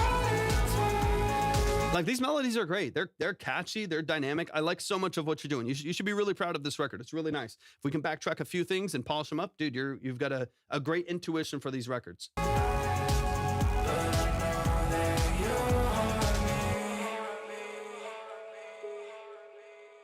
love that synth too. It's really nice. A little like FM, DX7 distorted, a little bit crushed, a little downsampled. With a ping pong delay. It's nice. That's nice. I like it a lot. Yo, please show some love. Satori Zoom. Thank you so much. It was my first time hearing your music, man. Thank you so much for sending that in. And I like I said, I really like your sound design. I like your intuition for these records. I think you are a very talented producer. You've got a good ear for the music. Your progressions are interesting. Your kind of sevenths and your walk downs with your vocal, I feel like, are really interesting as well. So keep doing what you're doing. Just keep chipping away at it because you got a lot going for you, man. You're very, very talented. Y'all give it up one time. Shout out to Satori Zoom. They're over on YouTube. Thank you so much for sending in this track, man. I appreciate it so much. You're a beast. I'm excited to hear. Again, I like this style a lot. This is one of my favorite styles of music. So I'm definitely excited to hear more from you from now on as well. Y'all, please give it up one more time for Satori Zoom. I'm sure, and please let them know too. We have some people over on Twitch and some people over on TikTok as well. So let people know if they can find your music in any other place. If you want to say something on YouTube, I can relay it over to TikTok as well. If you have music that's out on all platforms, let them know so that we can direct some attention towards what you're already doing as well. Let's get into some more music. I've got Soul31 in here, and we've got Michael Summers in the building. Let's get into it. Michael, thank you so much for sending this in. Michael is also over on YouTube. So Michael, please hop in the chat really quick. I just want to make sure that you are here. Let me pull up your YouTube and, your email. I'm saying YouTube. Let me pull up your email and get this track downloaded or opened up on Spotify, it looks like. And let me read through some of your details. But just really quick, before we get into this record, if you're on TikTok, Zoom, what am I talking about? If you're on TikTok, Twitch, or YouTube, I'm losing my mind. If you're on TikTok, Twitch, or YouTube, and you would like to submit your music, if you're on TikTok, go to my profile, click on the link, and click on Track Talk Submission. If you are on YouTube, go to the description for the live stream. You'll see the same link there. And if you're on Twitch, type !submit right in the chat, and you will see everything that you need to know in order to submit. Read through, follow all of the steps, follow through with all the details there. Send in your link, your file, whatever it may be. I will listen to anything that you send me as long as I have access to it. So it can be a WAV, MP3, Spotify, YouTube, SoundCloud, Dropbox, Drive, doesn't matter to me. As long as I have access to it and we can pull it up, I'll listen to whatever you send me, and there's no real limitations to that. In any genre and any level of preparedness. I say this all the time. We've had people come in here with voice memos of them humming a melody in a Starbucks booth to see if we could help them build chords over it. And we've had people come in with Grammy-winning saxophonists and musicians that are like phenomenal. They're phenomenal. So we're going to get people all the way across the board. So don't feel like your music is under par or anything like that. I don't, that's not the right phrase. It's underwhelming or anything like that. The real goal of this live stream is to offer actionable feedback and some really, really detailed breakdowns of the structure of your music. So any genre, any level of preparedness, I'll do my best to tackle what's in front of us and lend my ear to it. And for those of you who might not know, maybe you're coming in for the first time and you're swiping through and you're on your front page on YouTube, Twitch, or on TikTok, you're swiping through the For You page. My name's Torvik. I'm a full-time audio engineer, producer, and session musician. It's what I do for a living. It's what I've done for 13 plus years. I'm also a classically trained musician. So that is kind of the background of this entire stream. That's where we point our attention. It's not a review live. It's not a quick trash or pass or a rating or a poll. It's not a hype live or an exposure live. It's not a trash live or a roasting your music live. It's really about the nuance of the music. That's the thing. The only thing I really care about is just getting into those details. That's what really matters to me. So if that's interesting to you, feel free to submit. Feel free to hang out, be a part of the community. I'd love for y'all to plug it in any way. All right, let's get into it. Mikey Summers is my artist name. Beautiful. I got you. Let me make sure that's what I have up on the board. Oh, all right. Let me double check a few things here. Oh yeah. Hold on. Let me get this clear over on there. All right, we got Mikey and the Soul. I got you still up on the board as well. All right, Mikey Summers is my artist name. Love what you're doing, bro. I really like these in-depth reviews compared to other streams that are a minute or two. Thank you so much, Mikey. I appreciate that a lot, man. Welcome to the family. Remind me really quick if this happens to be your first time as well. If it is, welcome to the family. I'm so glad that you're here. Yeah, it's good. We take too long. I tend to rant. I like to talk. What can I say? I like to talk about music. I like to talk about gear. I like to talk about I like to talk about this stuff. So sometimes it's too long. Sometimes I realize, dude, we're 45 minutes into talking about this last hook. I'll do my best to be concise while also being valuable. It very rarely happens, but I promise to do my best. But I'm excited. I'm excited to break this down. It is your first time. Thank you so much for being here, man. I appreciate it a lot. Life Explosion, welcome in. Thank you so much for hopping in. EB1, can you listen to a master piece for me? 100%. Send it in. Send it in. EB1. Go to my profile, click on the link tree, and click on Track Talk Submission. We'll get you up on the board. I appreciate you being here so much. I appreciate you too. All right. So dude, here's my track on Spotify. I produced it, and I'm also the vocalist. All right, let's get into it. Let me open up Spotify real quick. Okay, let's get into it. I like the sampling already. All right, this is All My Life by Mikey Summers. This song that we're about to listen to is out on all platforms. So if you like what you hear, I need you to go support it. If you hear a song that's out on all platforms, go show it some love. Go like the track, go add it to your playlist, go stream it on whatever DSP you listen to, follow them on the platform, so on and so on. Let's get into it. You produced this and you sung it. Did you engineer it as well? Did you send it to a studio or an engineer, or did you self-engineer it? But let's get into it. All My Life by Mikey Summers. Let's turn it up a little bit.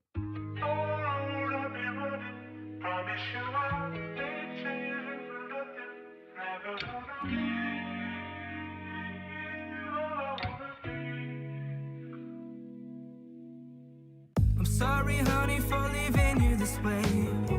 These tiny bubbles got me feeling this way, and I'm out of my mind. We can't get out of my head. Livy will be back on soon. Soon. Binge drinking cause I'm down on my luck.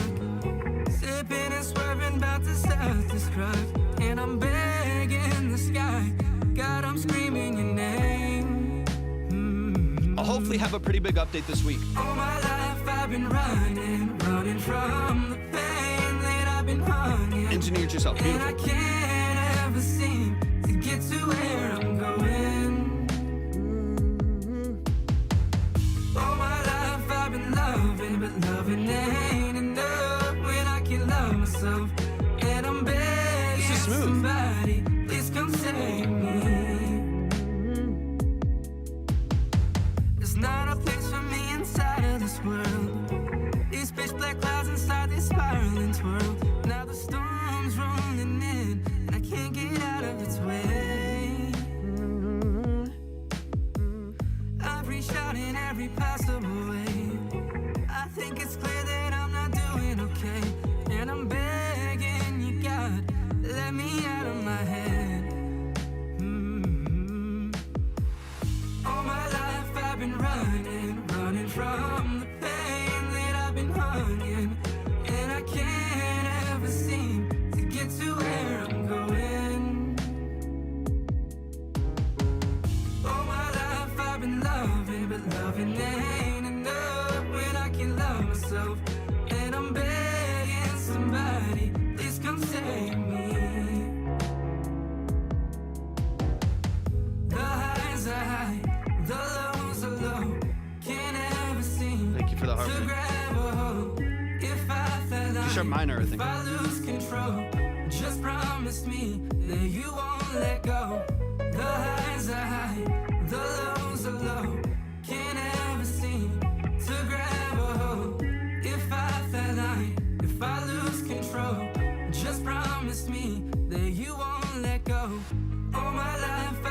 running, running from the pain that I've been hung in. That's a good hook. And I can't ever seem to get to where I'm going. All my life I've been loving, but loving ain't enough when I can't love myself.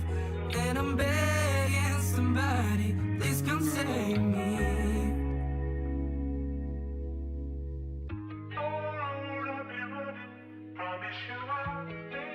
This is Mikey Summers. They're over on YouTube. Shout out to Mikey Summers. This is cool, man. I really like your vibe. I like the aesthetic. I love that you sampled your own vocal in here. Really, really cool. Your melody's great. Y'all give some love. Give it up. Show some love. Give some love to Mikey Summers. They're over on YouTube right now, but this song is out on all platforms. It's called All My Life by Mikey Summers. Just came out this year, it looks like. So y'all, if you like what you hear, go show some love. Go like it, go stream it, go add it to your playlist, go follow on Spotify, all that good stuff. 1,700 monthly listeners, man. You're crushing it. Great work, man. Really, really great work. Let's get into some details. Yeah, so G sharp minor is main key.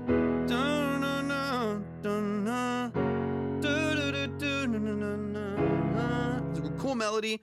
I like the structure. I like the stacks. Your doubles of vocals are great.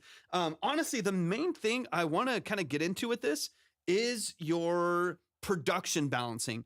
Because, I mean, I like your production a lot. I like the feel of it. It feels very raw and grungy and very organic sounding. There's so much that I love about it. And your vocal performance is really great too. It's very natural. I think your stacks are great. And the overall balancing of those elements is really good. But on the production itself, there's a couple things that we're running into that are limiting how broad this mix feels and just how open and easy to listen to it is. So I want to tackle a couple of those things.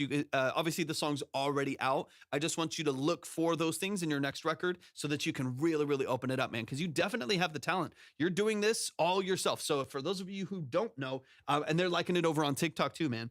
For those of you who don't know, Soul, thank you so much for the roses. Thank you for the 23 roses. I appreciate that a lot.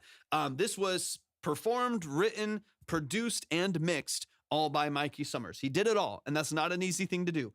So definitely give some love to Mikey Summers. Let's run it from the top, man. Let's get into the details of it. Quick reminder, if you would like to submit your music for a consultation, just like we're doing right here, 20 to 30 minute deep dive consultation, go to my profile, click on the link, and click on Track Talk Submission, or you can find it pretty easily over on Twitch and YouTube as well by going to the description or typing !submit on Twitch. Let's get into it. All My Life by Mikey Summers.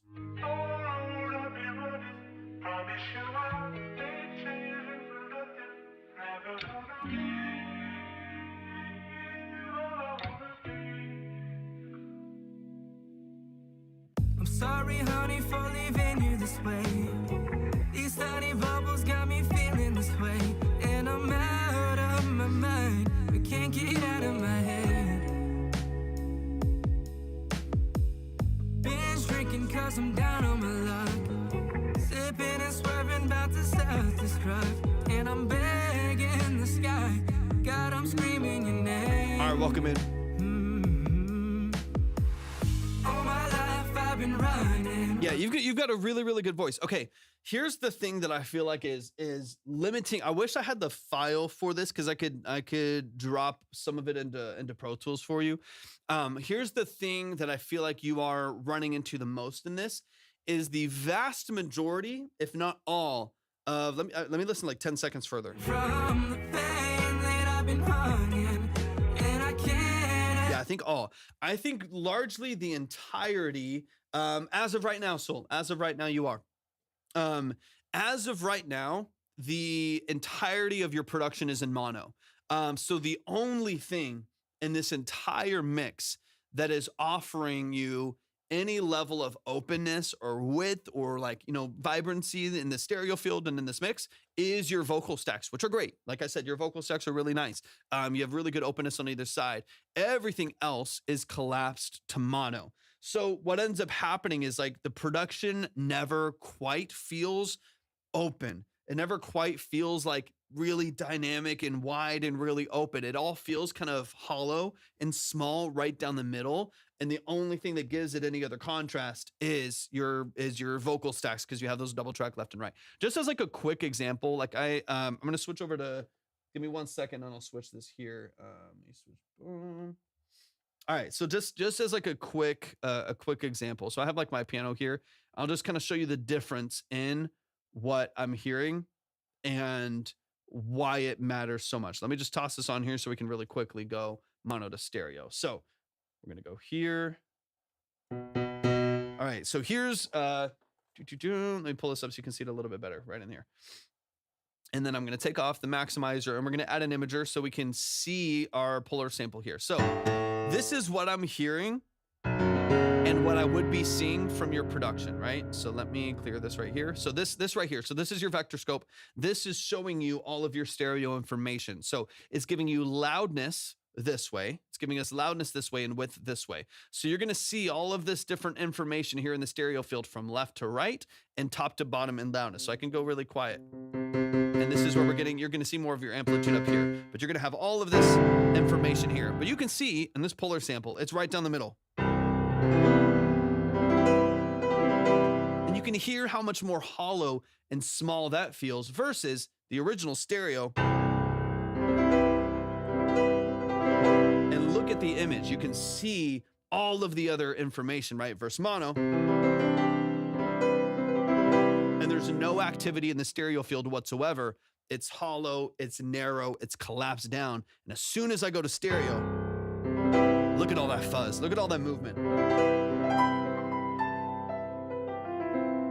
There's so much more life and information. The problem is all of your production is happening here.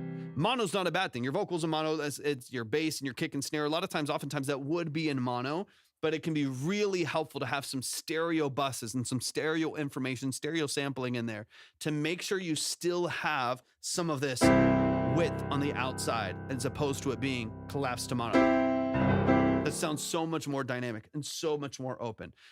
So one of the biggest things that I would make sure you are tackling, let me get this off of here and let's switch back over here. Boom. One of the biggest things that I would focus on is making sure that your mix is compatible in mono and stereo, but make sure that your mix is open, that things are panned out a little bit, that you have, maybe some stereo processing, even if it's like a really light stereo reverb on a room for the drums. Maybe your sample, you have like a stereo chorus on, and it just gives you a little bit of openness, a little bit of vibrancy in the outside of the mix.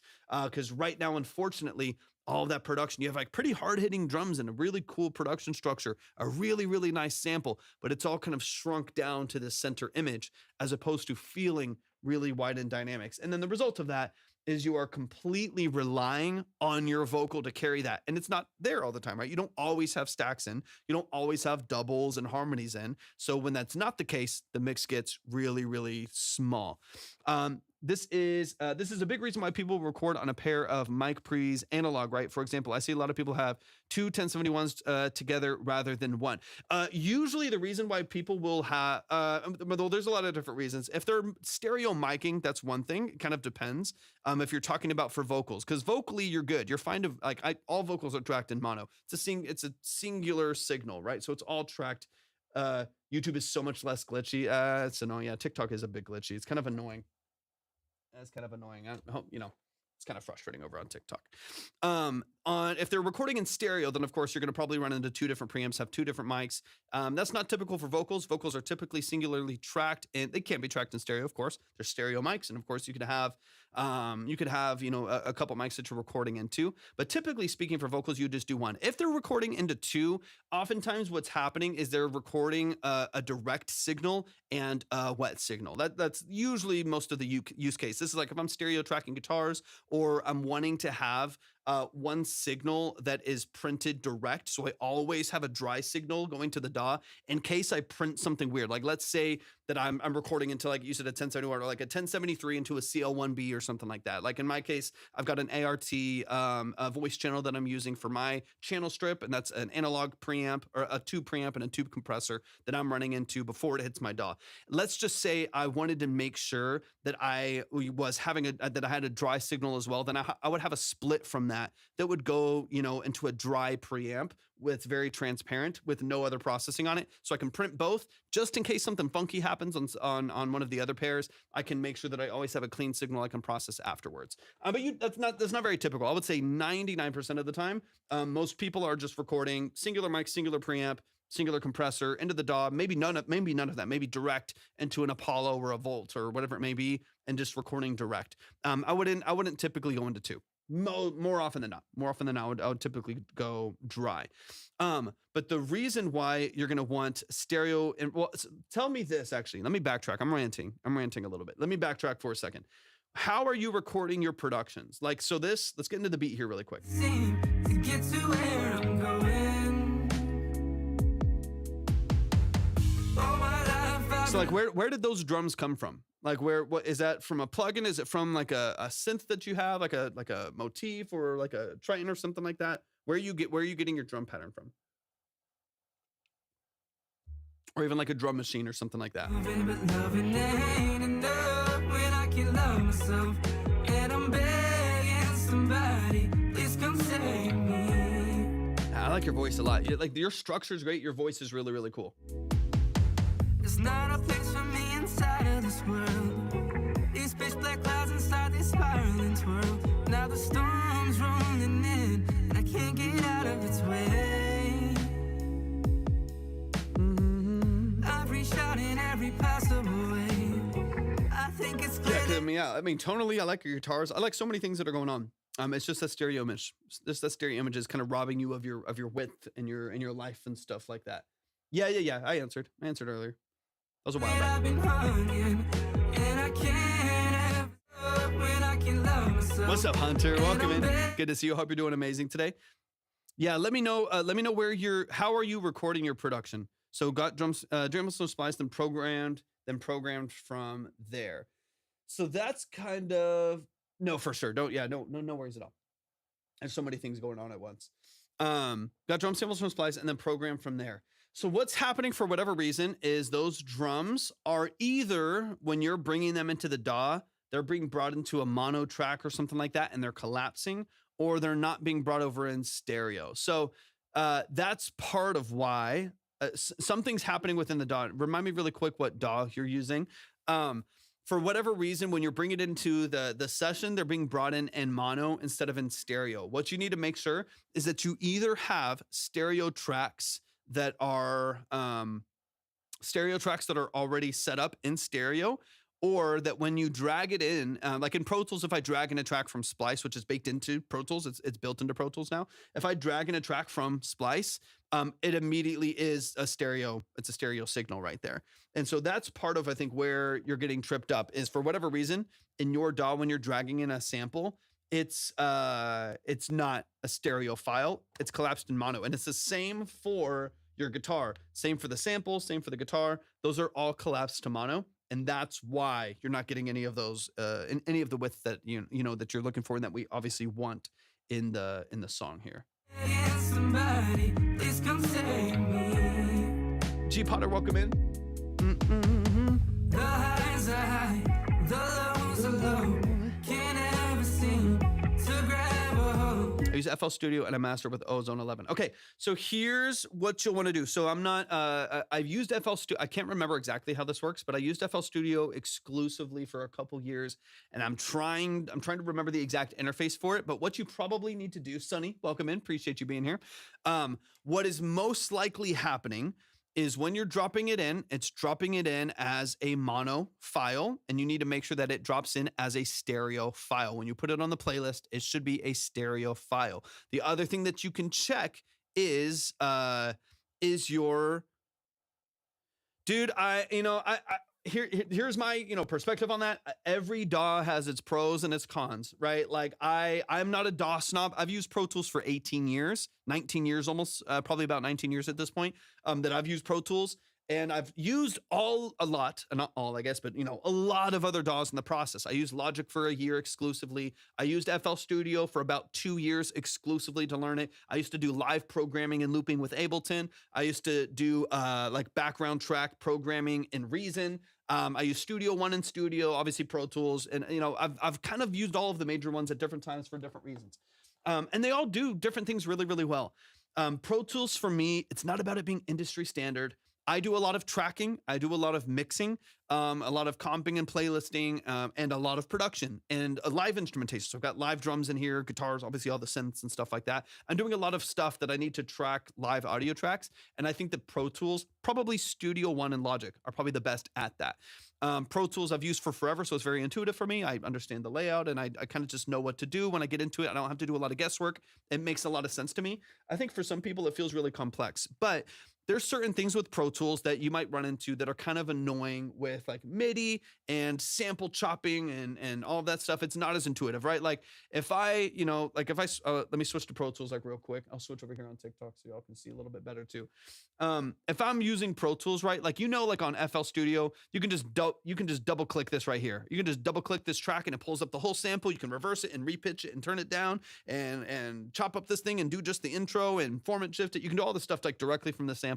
So when you're chopping samples and you're manipulating a signal, that's great in Ableton and FL Studio. That's not as intuitive in Pro Tools. I would have to probably add, this is simple. I would just add a sampling plugin. I would just add create, drop the sample under there, and I have all of those controls, but it's not as intuitive as FL Studio, right? MIDI's a little bit easier. Like now with MIDI, I can literally just double click this. It pulls up my MIDI editor that's right here on the bottom left, Composer, welcome in. And I can easily do all of these different manipulations for all of these different automation curves and stuff here. And I can add literally infinite automation curves from all of my synths and stuff very easily. That's not hard on here, but FL Studio is good where I can double click this track right here, boom, and start editing a sample.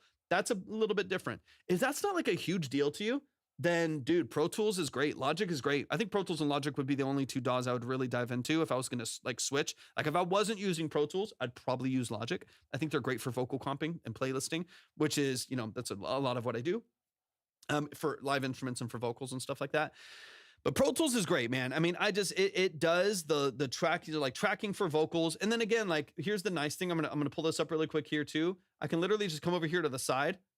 Hopefully it'll show part of it. Oh, it's not gonna show it because it's not moved over far enough. Let me see. I can pull it up this way a little bit. So over here, I have to pull it over. You're not able to see the whole thing right now, but this is Splice. So I can literally go to Splice and it'll and I have Splice baked into Pro Tools now.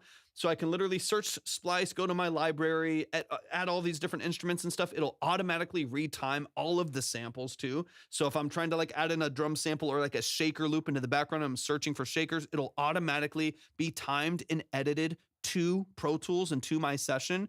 I can make it halftime, double time, quarter time, whatever I need to be. And I can just drop it straight in and it's already halfway where I need it to be. It's pretty intuitive. Pro Tools is great for stuff like that. But, I'm not here typically telling people that they need to switch and that it'll be way better when they switch because there's other complexities. You know what I mean? Like there's other things that might be fairly frustrating, and every DAW's like that. Like tracking vocals is a nightmare on FL Studio. Using Edison is a nightmare on FL Studio. The change from playlist to mixer for no reason at all is a nightmare on FL Studio. And that might be more intuitive on Pro Tools. Logic, Studio One. I use Cubase for film scoring and Pro Tools for beats. Composer 100%. Honestly, that's a pretty popular, let me switch back. That's a pretty popular stack right there. I know a lot of people that choose to mix in Pro Tools. They like comp and mix in Pro Tools, and then they decide they produce in FL Studio or they produce in Ableton. In your case, producing a little bit more for scoring in Cubase for like maybe a specific interface that's better, for stuff like that. But, there's no right or wrong answer for DAW. I'm sorry to get on a rant on this, but there's no right or wrong answer.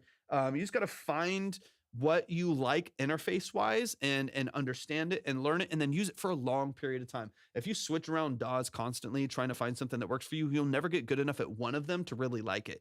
Pro Tools was the first DAW I ever used and I stuck with it for 19 years. And now I'm really good at it and I, use it every day of my life. So, sometimes you just gotta, whether that's FL Studio or getting into Pro Tools now and just running with it, just get it and then stick with it for a long time, learn the interface, learn the structure, and then you'll be fine. But anyways, the good thing about this is, when I drop, this is what I was going to mention too, is like, if I am going to like add really quick, just, this is, something we're very briefly talking about. And then I'll move on, I promise. Let's say I'm going to go to a library here and just like add something random, right? I'm going to bring in, here's some hats, right? I'm going to go over here and I'm just going to drag in the hats. You can see immediately, as soon as I drag in these hats, you can see right here to my left, I'm backwards on my screen. Immediately it's a stereo track, right? So I'm just dragging straight over from over here. Let's add in some, Oliver drums. it's a stereo track. I drop it into the DAW. Here it is. You can see that is a stereo file and a stereo track, and it already has everything you need. If that's not happening in FL Studio, you're gonna be really, really frustrated, and that's gonna be annoying. Let me give you a quick tip with FL, just really briefly. On FL Studio, you do have stereo controls per track. Let me switch back here for a sec. You have stereo controls per track. So what you'll see is a mono to stereo meter, or a knob on FL Studio per track that you have. What I would make sure is happening is that that's turned all the way to the right, right? So if you are dropping in a stereo file and it's not presenting as stereo, it might be that you need to change track width to stereo, or that you need to make sure that you have stereo turned on by turning it all the way to the right. If it's turned all the way to the left, that signal will collapse back to mono. If you turn it all the way to the right, it'll open back up to stereo. So double check that on all these files. And then just a quick note as well, depending on who you distribute through, if you update this master, you can redistribute it through DistroKid, and it'll change your file. It depends on who you're distributing through. But that'll help a lot. Anyways, let's get back into the track. That to me is like the main thing that I hear. You're a good artist, man. You're a good writer. I like your melodies. I like so much about what you're doing. But I am missing that life in your production. I wish I could hear that a little bit more. Hans Zimmer uses Cubase for film scoring and Pro Tools for mixing. I know 100%. I was watching one of his studio tours when he was talking about his process and building his Spitfire libraries and his mixing and stuff like that. And he talked about using Cubase, and I get it. I'm not very familiar with Cubase, but I know a lot of people that just they have used it forever. They stuck with it, got incredibly proficient in it, and that's all that matters. How good can you use the DAW that you're using? If you got Pro Tools industry standard, but you can't learn anything and you have no idea where anything is, then you're not going to make good art, right? And so you got to just find what you can make good art on. I don't care if that's FL. I don't care if that's GarageBand. You just got to do what makes sense for you. All right, let me hear the outro of this song here really quick. It's one of the reasons why I haven't switched. There's some times where I'm like, Pro Tools is inexpensive. It's like $38 a month or something like that. I've had it for years and years and years. I have spent an unfortunate amount of money on Pro Tools. It's not cheap at all, and that is heartbreaking sometimes. I can't tell you how many times I have just wanted to switch to Logic and spend $200 and be done forever. That sounds it sounds pretty great. But I have too many clients right now, constantly going, too many sessions constantly going right now with Pro Tools. I don't know how or when I could ever possibly make the leap to anything else. I'm too deep. And I do like it. I do like Pro Tools is phenomenal at some things. But it's expensive. I mean, I would pay for 2 Logics every year in Pro Tools subscriptions. Bjork, welcome in. Do you know of any artist that has used the mobile version of GarageBand or BandLab and made like a hit, like a big song? There's some people. Usually the people that do that, usually the people that have a song pop off of BandLab, off of Apple headphones or whatever, it's just due to social media. It's not because of the quality, which pros and cons. I don't really care how you pop off, as long as you pop off, that's cool. But a lot of people, they like will kind of lean on that. Be like, look, this dude blew up on BandLab, and they had just viral content. And then immediately after having a song blow up and having viral content, started going to a studio or bought nice stuff. So it's not usually inherently because of those platforms. They're platforms. They do what they do. They have their limitations. Some people do really well on them. But usually there's like a few anomalies where people only used GarageBand and used their phone as their mic and then blew up that way and got really famous because of it. And inevitably they almost always immediately start going to a studio or building one themselves.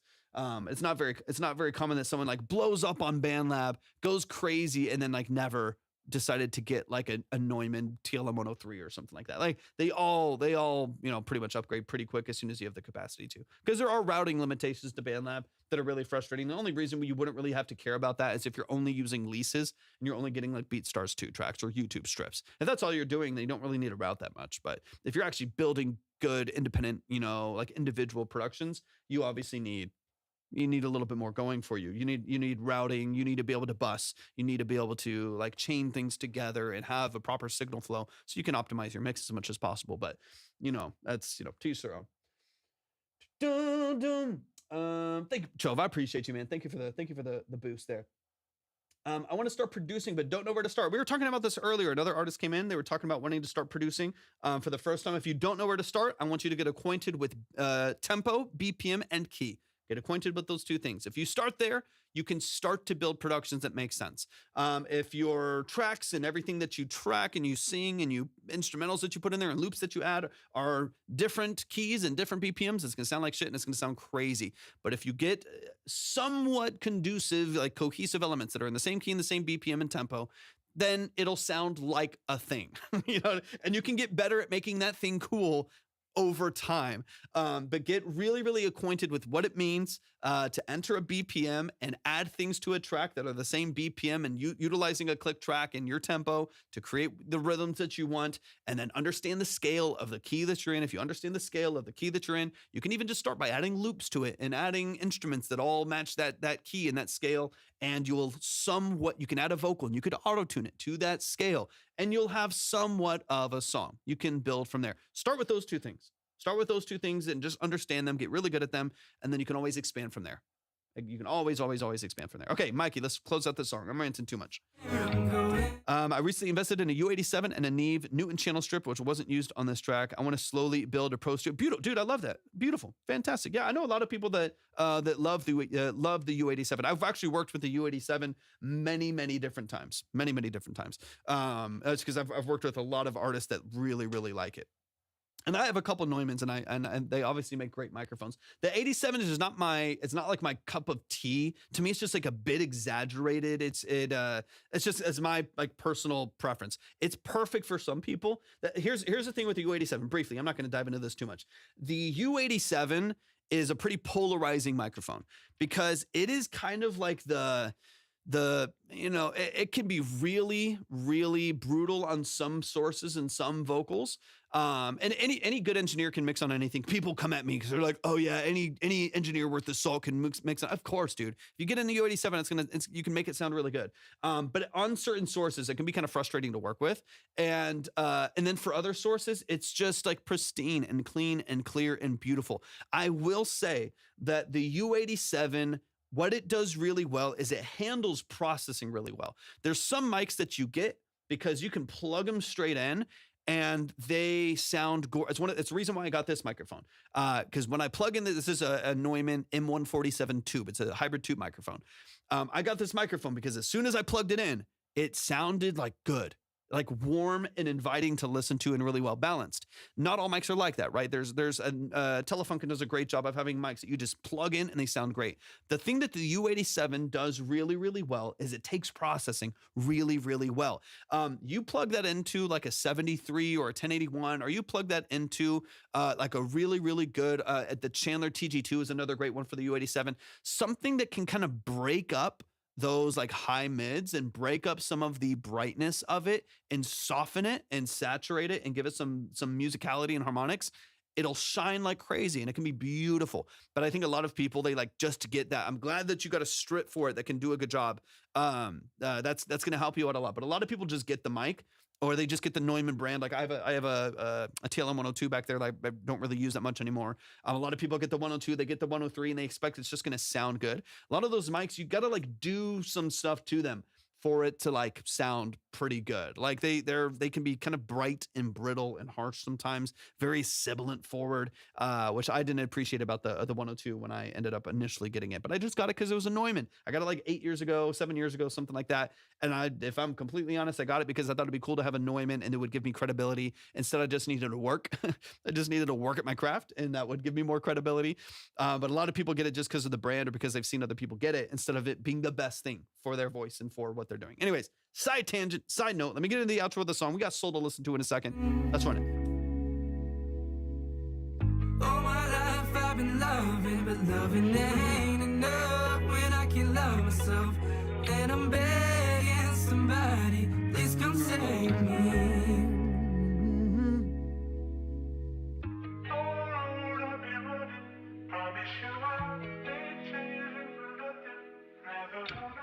Because I would love to feel this in stereo just a little bit more. Y'all, please show some love. Mikey Summers, I appreciate you so much, man. Thank you for sending in this track, man. Genuinely appreciate it so much. I know I'm ranting a lot today. I know I'm a little bit all over the place. Thank you so much for sending in this track, man. I genuinely appreciate it so much. I really like your writing. I like your voice. I like your structure.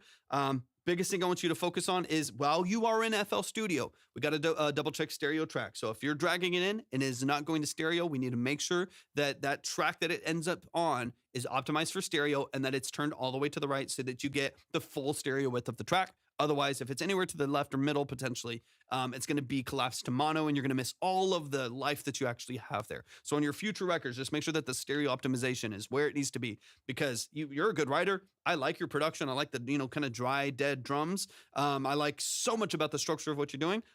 It just comes down to me missing that life in the mix, man. So y'all please show some love. That is Mikey Summers. Mikey Summers, show some love. That song, if you like what you hear, is out on all platforms. Please go stream it. Go add it to your playlist. Show it some love and support. We've got Soul31 in the building. A quick reminder, if you would like to submit your music, for a detailed breakdown, if you're looking to get into the nuances of your production and mix structure, your songwriting and formatting, whatever it may be, if you would like to spend 20 to 30 minutes breaking down your track and getting into the details of it, that's what this live stream is all about. It's not a quick review. There's no trash or pass. There's no ratings or polls. We're not an exposure live. We're not a hype live. We're not a trash or pass live. We're not a roast live. This is just about details. This is if you're here for the music. There's a lot of other places to listen to music on this app, on all these different platforms. There's a lot of different places. A lot of them are awesome. And a lot of them are fantastic at what they do and the structure of what they do. There's a lot of places to go if you want exposure and you want hype. There's a lot of places you can go if you want to be roasted and someone who's going to be harsh on you and whatever. This is strictly about the music. This is strictly about your structure. That's all I care about. And that's how we've built this entire format, is just to hone in strictly and specifically on what you're doing in your music and how we can open it up a little bit and maybe give it some new life and give it some polish, some professional polish. So if that's interesting to you, if you're on TikTok, go to my profile, click on Track Talk Submission. You'll see all the details there. If you're on Twitch, type ! Submit in the chat. If you're on YouTube, just go to my description for the live stream. You'll see everything that you need right there. Let's get into this track right here. I think it's under, and then Joey T, I have an email that came in. Just make sure that you send in the full submission. But I do have your email in here right now. I'll see if there's anything else coming in.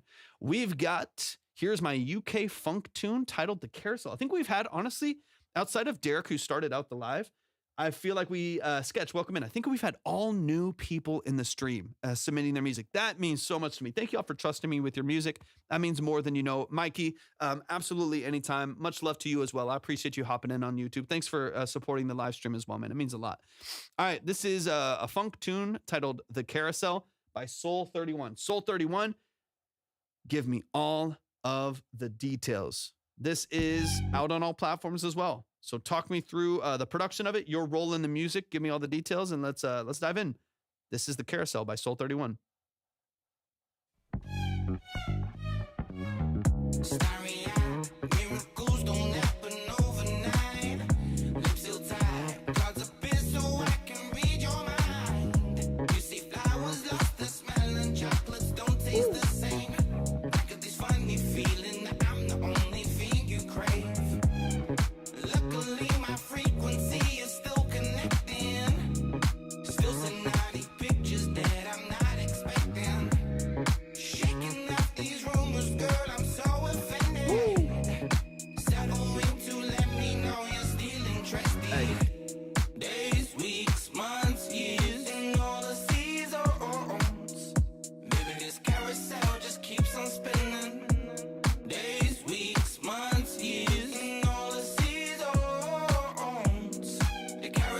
So talk to me about the production on this. Did you produce this and mix it? Singer-songwriter from the UK. Work with my producer who crafts the beats. Nice. Nice.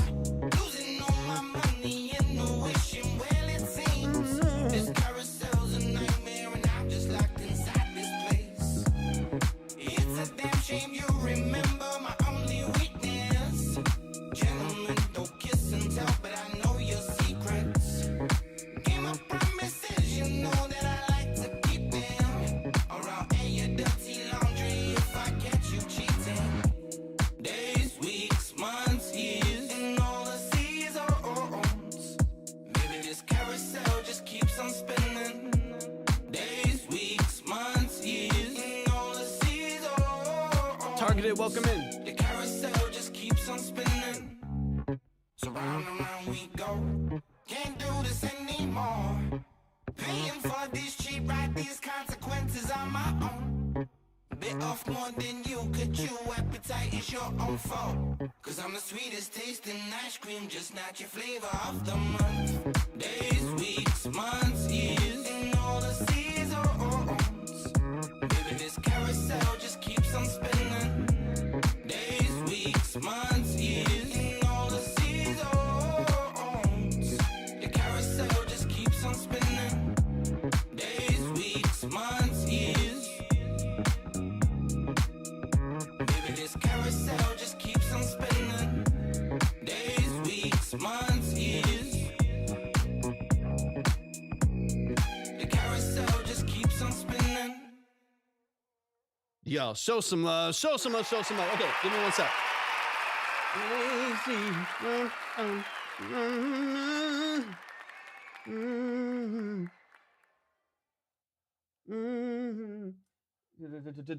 No, sketch. This isn't AI.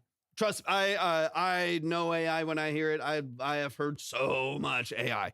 I have heard so much AI because people send in AI all the time. Sometimes knowing it is, sometimes trying to pass it as AI. This is not AI. This is not AI. It's a double wide. It's a double wide vocal, which is a specific technique. So there's no center vocal until the low octave comes in. So it's a double wide vocal, which sounds interesting.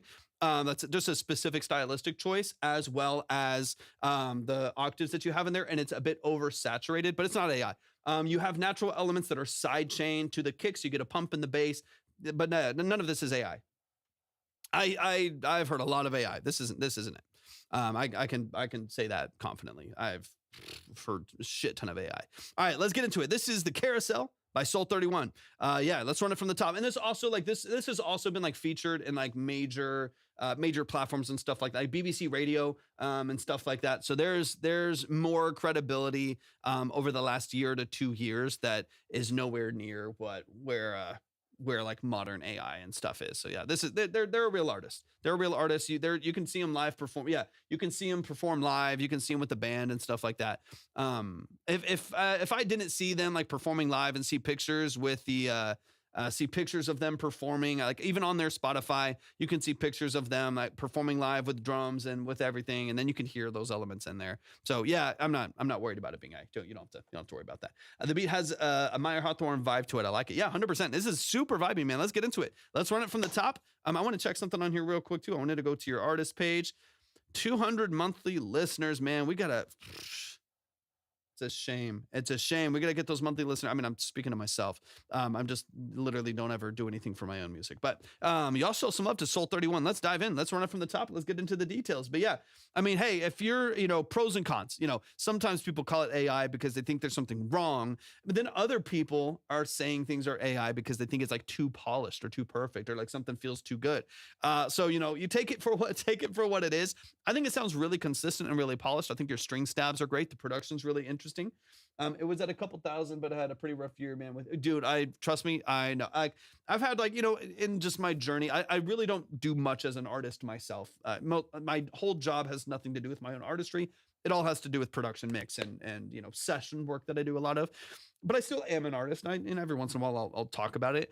But there's been times where I've had an editorial playlist and I pushed for 30 days straight and I got 3, 4, 5,000 monthly listeners and stuff like that. And that's cool. It's cool when that happens. But I have not had the energy, nor the time, nor the new releases to put stuff out there and try to market it. I'm just not good at it. I just don't have the energy for it right now. I hope I feel like I say this every year, but I hope in 2026 that changes. I hope in 2026 I can do a bit more for my own music, because it is something I'm very passionate about that I don't really get to express that much, and that'd be really cool to be able to pursue a bit more of. But let's get into it, y'all. This is the Carousel by Soul31. Soul31, I like what you're doing a lot. I want to double check some comments here really quick, because I want to say I have a live band as well. Singer, songwriter, UK, worked with the producer. Okay, so you worked with the producer that made the beat, and then did you mix it, or did the producer or another engineer mix it for you? Talk to me about that really quick, but let's get into it. Sounds really nice, man. Let's dive in. And then just a quick reminder again, we're gonna probably hop off here in just a little bit, y'all. If you would like to submit your music, go to my profile, click on the link, and click on Track Talk Submission if you'd like to send in your music for a detailed breakdown, a full consultation. I'll be hopping off here in just a little bit, so if you would like to get in, I would do it now because I'm really not going to be on for much longer. So definitely get in for one of these last couple songs.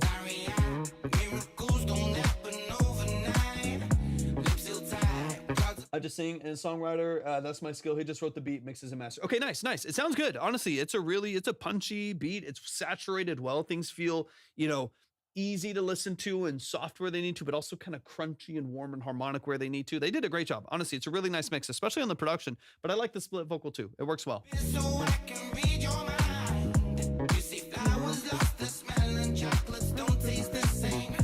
I get this funny feeling that I'm the only thing you crave. Luckily, And it's a nice balance too between punch and dry. I mean, it got a really like dry, dead, snappy kind of 80s funk sound that I think works really, really well. But it's also kind of contrasted with this like really like smooth, even like almost like a B3 organ, like mellowed B3 organ in the background that feels really, really gluey, really, it's sticky and it's gluey, and it kind of connects the whole track together. Even just that little organic texture right there just kind of pulls everything together without needing big pads and synths to do the work for you. It sounds awesome. Saka, welcome in. That split vocal is my vibe because I have a distinctive tone as well. 100%. I agree. Yeah, I don't mind that one bit. A different song, a different artist, I'd probably be saying something different, right? Like some songs I'm like, hey, that vocal's off and it feels like it doesn't have any impact or power behind it. And I'd rather have a centered mono with stacks on the outside. In this case, it's actually a bit more true to the genre and the era. This would happen a lot where you'd have like a wide split chorused vocal, especially in like 70s, 80s funk. You'd get a lot more of that. So I appreciate this. frequency is still connecting. Still sending pictures. And it allows kind of the opposite of what we were talking about a minute ago with Mikey's, but this allows for you to, in this context, still have organ and strings that are wide and stereo, have your kick, snare, and bass pump right down the middle, and have an ultra wide vocal. So your mix still feels really wide and vibrant in this case. It feels really, really open. I'm not expecting. Shaking off these rumors, girl, I'm so offended. Settling to let me know you're still Yeah, interested. it's nice. It's nice. Days, weeks, months, years, and all the seasons. Baby, this carousel just keeps on spinning. 100%. Weeks, months, years, and all the seasons. Love the stack again. So now you get this really broad spectrum here of your main vocals being to the outside and then stacking with an octave that sits underneath. So whatever. I don't know the lyrics, right? But the structure right down the middle. You have your low octave and your high octave carrying like your main hook, and then a stack on the outside. So this is like a very contrasted but very like aligned vocal because there's not a lot of harmonies. It's a lot of octaving going on. So you have a high and the low, and then you have a double stack on either side. It makes that vocal feel like one huge stack of vocals. It works really well in the song. The carousel just keeps on. Jazzy, you definitely can. Right now the queue's open. I'm hopping off here in just a little bit, but I can take maybe one or two more songs if you would like to submit. Right now it's wide open. You can go to my profile, click on the link, and click on Track Talk Submission. It'll bring up all of the details right there, exactly where to send your music, send credits, stuff like that, and we can get you up on the board. You might even close this out today. We'll see what we have time for. I would love to listen to it. Until we get off this roller coaster, we have been on this ride, and it's 10 times over. Losing all my money and no wishing, well it seems this carousel's a nightmare, and I'm just locked inside this. What's up, Stakes? Welcome in, man. It's a damn shame you remember my only weakness. I like that bass a lot. I like it a lot, man. And it's you have what I think sounds to me like a phantom sidechain on there too. So you have kind of like a ghost MIDI trigger that the producer put in there in order to just trigger every other introduction of that bass note to give it a little pump and a little swing in the mix. It's really nice, man. It's funky. It's got a really, really cool feel to it. Hey, let's go. Love Stakes in the Fez here. Thank you for the gift, man. Thank you for the love, man. I appreciate it so much. But yeah, that little phantom chain in there, instead of the bass being really like rigid, and again, it's really funky and it's got nice little lifts and picks to it. But because it's not rigid, you get this nice little movement from it, this nice little delay to this swell and this attack that comes in a little bit late. I love the way that feels in the mix. It's really, really nice on the production side. Hey, what's happening, man? It's good to see you, Stakes. I hope you're doing fantastic, man. What have you been up to lately, man? What have you been up to? It's good to see you. This carousel's a nightmare and I'm just locked inside this place. It's a damn shame you remember my only weakness. Gentlemen, don't kiss and tell, but I know your secrets. Game of promises, you know that I like to keep them. Or I'll air your dirty laundry if I catch you cheating. Days, weeks, months, years, and all the seasons. 100%. Maybe this carousel just keeps on. It's about feeling, man. And I think that's the thing that I more people need to understand is that the music is not about flexing all the time. And I wish more artists in every genre could learn that and figure that out, that it is about feeling, it is about it's about vibe, it's about energy, it's about being able to translate that energy and that emotion to other people so that they feel it as well. If you can't do it, it doesn't matter. Marshall, thank you so much for the heart, me. I appreciate it. If you can't do that, then no one's connecting to your music, right? And I wish more people understood that is not about like vocal runs all the time. It's not about guitar solos all the time. It's not about the craziest synths all the time. It's not about, like rapping as fast as you can every song to prove something to basically just the other peers in that industry, as opposed to making the best song possible that connects deeply to the people that you want to connect to, and actually relay that emotion and that energy too. So I think you're doing a great job of that. Like this is a song. This is a movement song. It's an energy. It's a vibe. It's flexing is not that hard. You know what I mean? Like it's restraint and structure and polish to me is much, much, much more difficult. It takes a lot more maturity as an artist to offer that. So props to you. Props to you, because I can tell you got a voice. I can tell you, you're working with a producer who's a musician. And so props to you for having that restraint in your music and understanding that if I don't connect on the vibe level, if I don't connect on the emotional level, then we're not going anywhere anyways. I've got to repair my MacBook that randomly decided to not come on yesterday. Other than that, swell. I mean, other than that, that is a heavy other than that stakes. Jesus. I don't know what I would do if my MacBook shut down tomorrow, dude. I need to back stuff up, I guess. I don't know what I would do. That would be an absolute nightmare, man. I'm sorry that happened. That sucks. That happened to another producer that I work with a lot, where they lost their entire hard drive, all of the files they were working on, all of their client sessions. They lost it all, and they didn't have anything backed up. They couldn't retrieve it. It's brutal, dude. I'm sorry that's happening. So besides that, I'm glad you're doing well. There's only Mikey Summers over on YouTube said there's only one rule to music, and that's to spark an emotion. That's what I'm saying. And I don't care if that emotion, to me, there's no right or wrong answer to it either. It's like, to me, it's the emotion. It could make you cry because of loss or sadness or heartbreak. It also could just make you shake your ass all day. I don't care. Like, it's the same thing. You know what I mean? Like, it's like you've still got to translate that emotion, no matter what the emotion is. Oh yeah, that happened 4 times in the past, bro. What's going on with your computers, man? It's great. I'm so grateful that has not happened to me. Goodness gracious, that's terrifying. I try to stay on top of all my updates and stuff, and to the extent that I can. But sheesh. I've had some like major compatibility issues before, where like I updated the computer, but then Pro Tools wasn't compatible. So for like 3 weeks until they like released a new Pro Tools update to make it compatible with the Mac update. It was like a nightmare, and I couldn't use anything. I didn't have any of my sessions. None of them would open up because none of the UAD plugins, none of the Waves plugins were compatible. I've dealt with like annoying issues like that, but I'm so grateful that things have not just crashed on me, because I work this machine like crazy, dude. I mean, it's always doing too much. It's always doing too much. I probably need to order another. I probably need to order. I do have another 2 terabyte hard drive, but I probably need to order another one, because I don't want to do that. Days, weeks, months, years, all the seasons. Here's the other thing, man. This is a sign of a good song, whether you like the style or not. Everyone has preferences, right, on style and stuff. Here's a sign of a good song. I've never heard the song before in my life. It's my first time hearing the song. I feel like I know half of it. You know what I mean? And like I feel like I can already like feel and understand half of it. I don't know all the lyrics, obviously, but this will dun, dun, dun, dun, dun, dun. I feel like I know half of the structure of it just because it's formatted really, really well.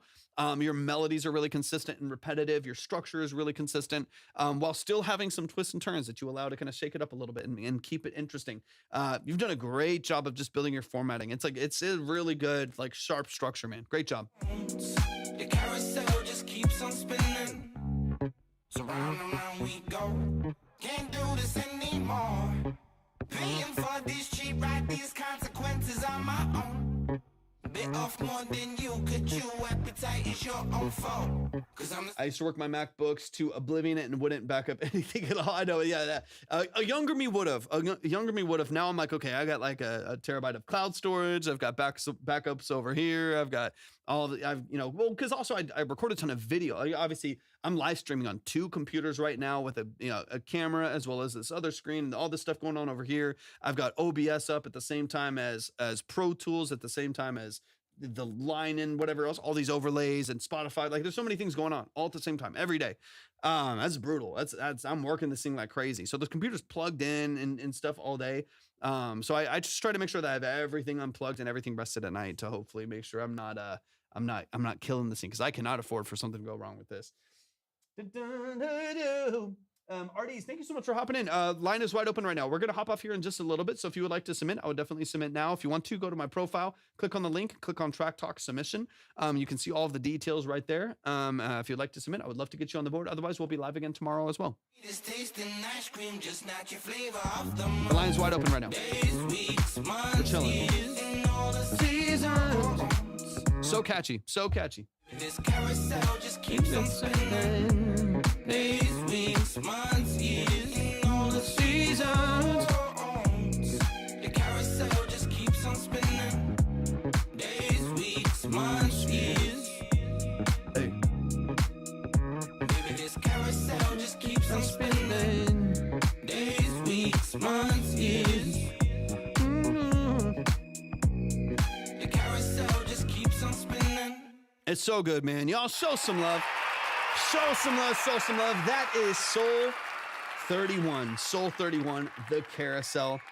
You're a dynamic artist, man. I really like the feel and the structure of what you're doing here. I think the aesthetic feels really authentic. I'd be interested. I'm going to check out some of your live stuff after the live too. I feel like you have a really good handle on the aesthetic of your music and the mood you want to portray and the energy behind the production, man. I feel like all this sounds really good. Production side is mixed and balanced really well. I think you're making good strategic choices with your vocal mix, positioning, and when you bring in a center field and when you bring in a little bit more of a balanced stereo image. But I really like the vibe and the aesthetic of what you're doing, man. Production structure is really even and really, really clean. And you've got a great voice too. Like you mentioned earlier too, you're not overcomplicating. You're not, trying to overproduce these records. You're keeping them very simplistic, but very impactful at the same time. I appreciate that, man. Great work. I breakdance as well. Watch my pinned post again. The audience and dance. Let's go. I gotta check it out. I'm gonna check it out as soon as I get off the live stream, man. That's killer. That's killer. That's killer. Sorry, let me double check a couple of these messages really quick. Peruse, thank you so much for hopping in. If you would like to submit, I'm going to probably hop off here in just a little bit. Armani, thank you so much for hopping in. If you would like to submit, go to my profile, click on the link, and click on Track Talk Submission. Just read through it and follow all those details, and we'll get you up on the board, ready to go. I only have time for like maybe a song or two left, so if you would like to submit, just make sure that you do follow those steps and let me know if you are going to. That way I can stick around for a little bit. I'll give it a couple more minutes, and then I'm going to hop off the live stream so I can eat dinner. Watch a Christmas movie, you know what I'm saying? Rest the ears a little bit, and then we'll be back on live again tomorrow as well. Big love to you, Soul31. I'm so glad you're here. Thank you for sending in your music, man. I appreciate you a lot. Thank you for that.